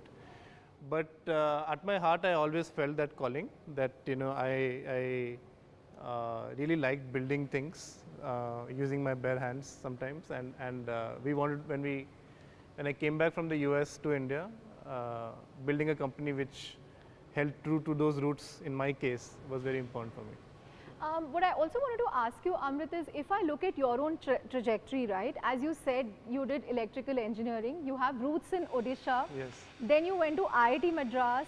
You worked at ITC. Then you did your masters abroad. You worked at McKinsey, and then you decide to come back in India in an industry which is all about forging and casting and machining and fabrication. You can call it, unsexy at a time when we've seen so many people do internet startups. Yes. So why did you decide to choose an unsexy industry, so to speak? The road less traveled. In my first job at ITC was to build a new factory for them. In fact, when I joined, they had just bought the land, and over the next 2 years, built a lot of the buildings, bought a lot of the machines, hired a lot of people. And I really fell in love with manufacturing back then. I did that for 2 years, and then I took a detour after that. But when I was looking to come back to from the US to India, I looked back at what I had done before. And my co-founder Srinath, his family business was also into manufacturing. His father ran a small manufacturing unit, not that different from this one where we are here today. So while it was unsexy, for us it was very sexy because we understood the pain points in a way which it felt unique to us. It felt very authentic to us that these are problems we are passionate about. I certainly had felt that between the time I was doing this work at ITC to today, nothing much had changed in this industry. And I felt that I wanted to drive some change there. Right. Amrit, the name Zetwork means strong foundation. How did you come up with it? Yeah, so when we're looking for a name, if you look at the history of the manufacturing industry, a lot of the companies are good companies, are European or American companies. Even L&T was started by two Danish engineers, Larsen and Toubro. Of course, it was a strong foundational Indian company. So we wanted a name which was European to signify excellence. To signify quality. To signify quality, and Zetwork actually means strong foundations in Dutch. It also rhymes with network. So it was a great combination of all factors. Right, and you know, today if I look at your client roster, right, it has the who's who from the world of manufacturing, EPC, from L&T to BHEL to GE to even Flipkart. How tough was it to go to these giants and convince them that, you know, we are a 3-year-old startup, 2-year-old startup, and we will make these things for you? Yeah. So these things take time. You know, while we see the ultimate output of all the hard work that goes into company building process, the reality is these are never overnight successes. You know, there's a quote I like: it takes 15 years to become an overnight success. And in some cases, that's very true for us. Like a lot of these companies, we have taken our time to feel confident that we can service these customers over a period of time, and vice versa from their side to us. Like a lot of the questions we get initially are, hey, where is your factory? And then we have to explain people the model, like, look, this is a different way of getting your products manufactured. Ultimately, what do you care about? You care about quality, you care about timelines, you care about price. We will meet all of those 3 requirements, but the way we do it is slightly different from what you may have experienced before. Now that's a journey. Some companies understand that, and those are your early adopters, and some companies take a little bit more time. But what we have been able to demonstrate time and again is that the model works. You know, in fact, we are sometimes better than their existing alternatives because we diversify the risk of manufacturing across many suppliers. A single order at Zetwork does not go to a single supplier; it goes to 5, 10 suppliers, and so we are often 10x faster than what they would have experienced by themselves. So it starts small. Every customer gives us a small order only at the beginning, but what we see is over a period of time, they 10x their business volumes with us over a year. Right. Amrit, we are also talking at a point where, you know, if you look at the macro, people are talking about fears of a recession in the US. Even in India, there is worry of inflation, the impact, the knock-on effects that it has. Startups, you know, you live in the startup hub, so I'm sure you're hearing a lot about layoffs and funding winter. Where does Zetwork really stand here? Because in a sense, your fortunes are tied to, you know, the macroeconomic scenario, the macro environment. So how are you kind of navigating this tough phase? Yeah, I mean, so couple of things. One is, you know, we turned profitable as a business last year. We have not announced these results publicly yet, but they'll be public soon. And we did it. It was not the flavor of the season. To your point, you know, there was a lot of emphasis on growth. While we also grew a lot last year, we grew profitably, and hence, in some way, our destiny is under our control because we can choose to go aggressive or not, and we don't have to rely on some of these extreme measures that you talked about because in some way, our destiny is under our control. That being said, we've done a few other things. Our business is very diversified. One is across all these industries. We serve oil and gas, we serve aerospace, we serve auto, we serve infrastructure, we serve consumer electronics. While there is recession, there's no recession which is universal across all sectors. There is cyclicalities within sectors. So some go up, some go down. So some will hedge you if the others... Yeah, we have a lot of natural hedge. Secondly, almost 25% of our business comes from the US and Europe. But isn't that going to be a worry? Because everybody is talking about how US itself will slip into a recession. Yeah. Now, we are certainly seeing that to some extent. Like some of our US customers, the pace at which they were doing business with us, there is a difference between this year and last year. That being said, we are also big in India. So what I mean is there are hedges. There are pockets, times when US will be very strong, which is what we saw last year. This year, US may be a little bit soft, but that's when our India business kind of takes over. We are also diversifying into Middle East, we're diversifying into Europe. Yeah. So the idea is that, look, these are very hard things to predict. You know, which industry will do well at any point in time, which country will do well at any point in time. Our idea is to build a resilient business where each of these things by themselves don't significantly affect the... But will you also have to lay off, or are you hiring, or are you we are business as usual. There is no change in how we are operating. And you're capitalized as well because you raised a... We have, you know, we have raised close to $500 million over the last 4 years, and most of it is in the bank, and we are profitable, so we're in a good place. Amrit, I also wanted to get your thoughts on, you know, what is it about the air at IIT Madras that it seems to produce a lot of these interesting deep tech startups. Of course, you have Zetwork. Then you have Sridhar Vembu of Zoho, who also wants to reimagine R&D and manufacturing in India. Then you have very interesting space tech startups like, you know, Agnikul Cosmos and Galaxy Eye. You have Aether also. Yeah. So what is it about IIT Madras that seems to produce more of these deep tech startups? IIT Madras historically, at least to my knowledge, has had a very strong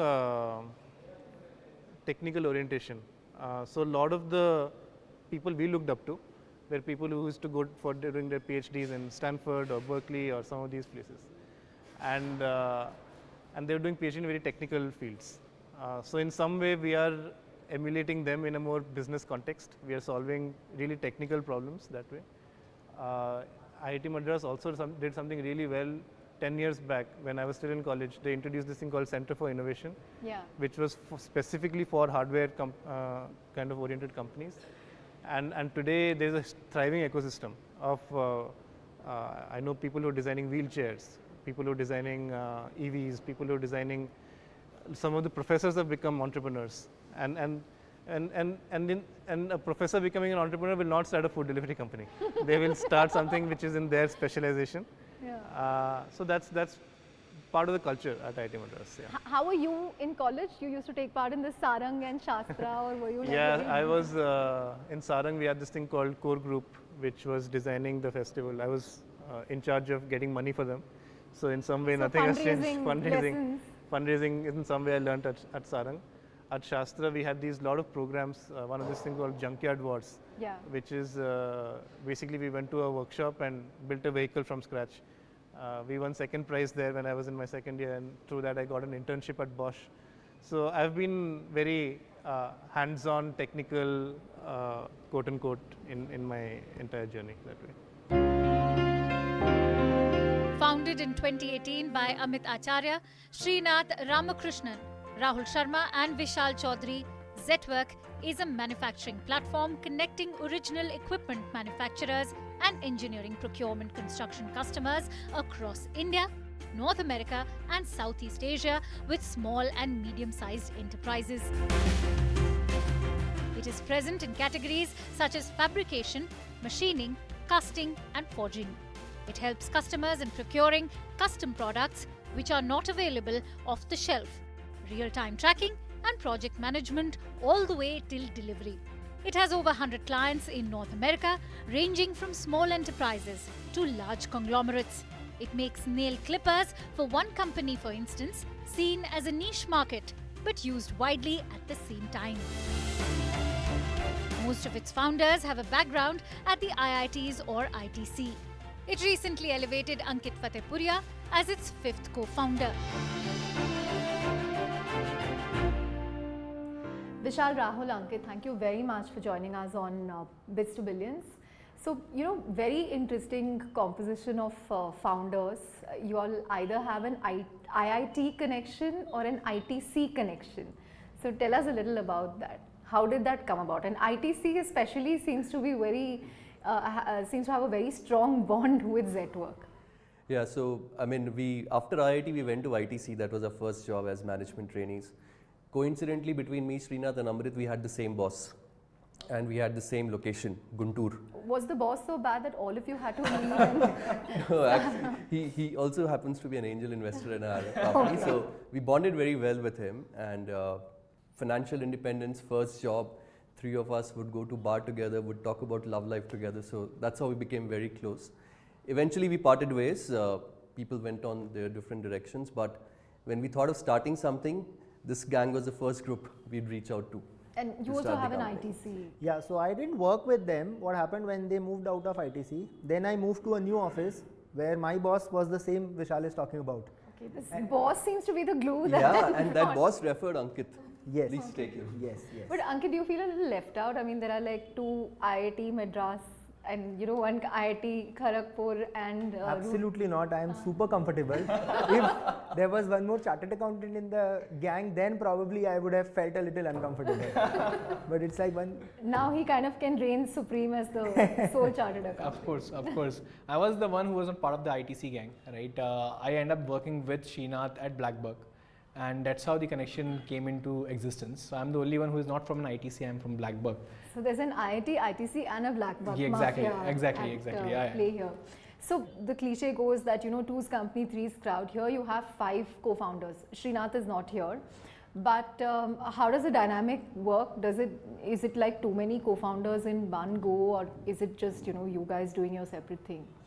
Yeah, so I think we are very clearly defined as we have evolved over the last 3.5 years on what mandate each of us run in the company. So I run the whole industrial mandate. Rahul runs the consumer mandate, and Ankit runs the whole upstream mandate for the company. So that way our boundaries are very clearly defined, the asks are very clearly defined, and but at the same time it always helps to dig each other's head to take inputs on what is it that if I need help on something, I would go to Rahul or an Ankit. But the boundaries of work are fairly clearly defined. So that way it has worked for us so far. And to add to that, right, of course in the initial days, you would find it difficult because you're new folks who have come in again to work together. But we decided in the very first go that when we take a decision, the decision has to be about the company. We put the company first above all of us. So in that way, whenever you call out that, hey, are you putting the company first, the decision making becomes easier. And that's the alignment that has been working for all of us. So who has the final veto or the vote among the 5? We don't have that culture of final veto or vote. It's always comes as a group consensus. Yeah, we try to convince each other on certain things. And for example, if I raise out few risks or if I raise out few doubts, everyone tries to convince and then take a call for the company. Right? If it's in the end making sense for the company, why not? Right? How can it happen that I might feel it's not working for the company and someone else might feel it works? Right? Ideally, both have to align. So the culture is to align and drive it together rather than to take unilateral decisions. Yeah, I don't remember any event where we had to put something to vote. We have a culture of disagree and commit, but rarely it happens. When we walk out of the room, we agree and work out. Okay. You also straddle, a very different world because you have part of the old economy with you. That's the segment you service. But you're also trying to marry that with the software solutions you have for tracking and so on, and matching requirements.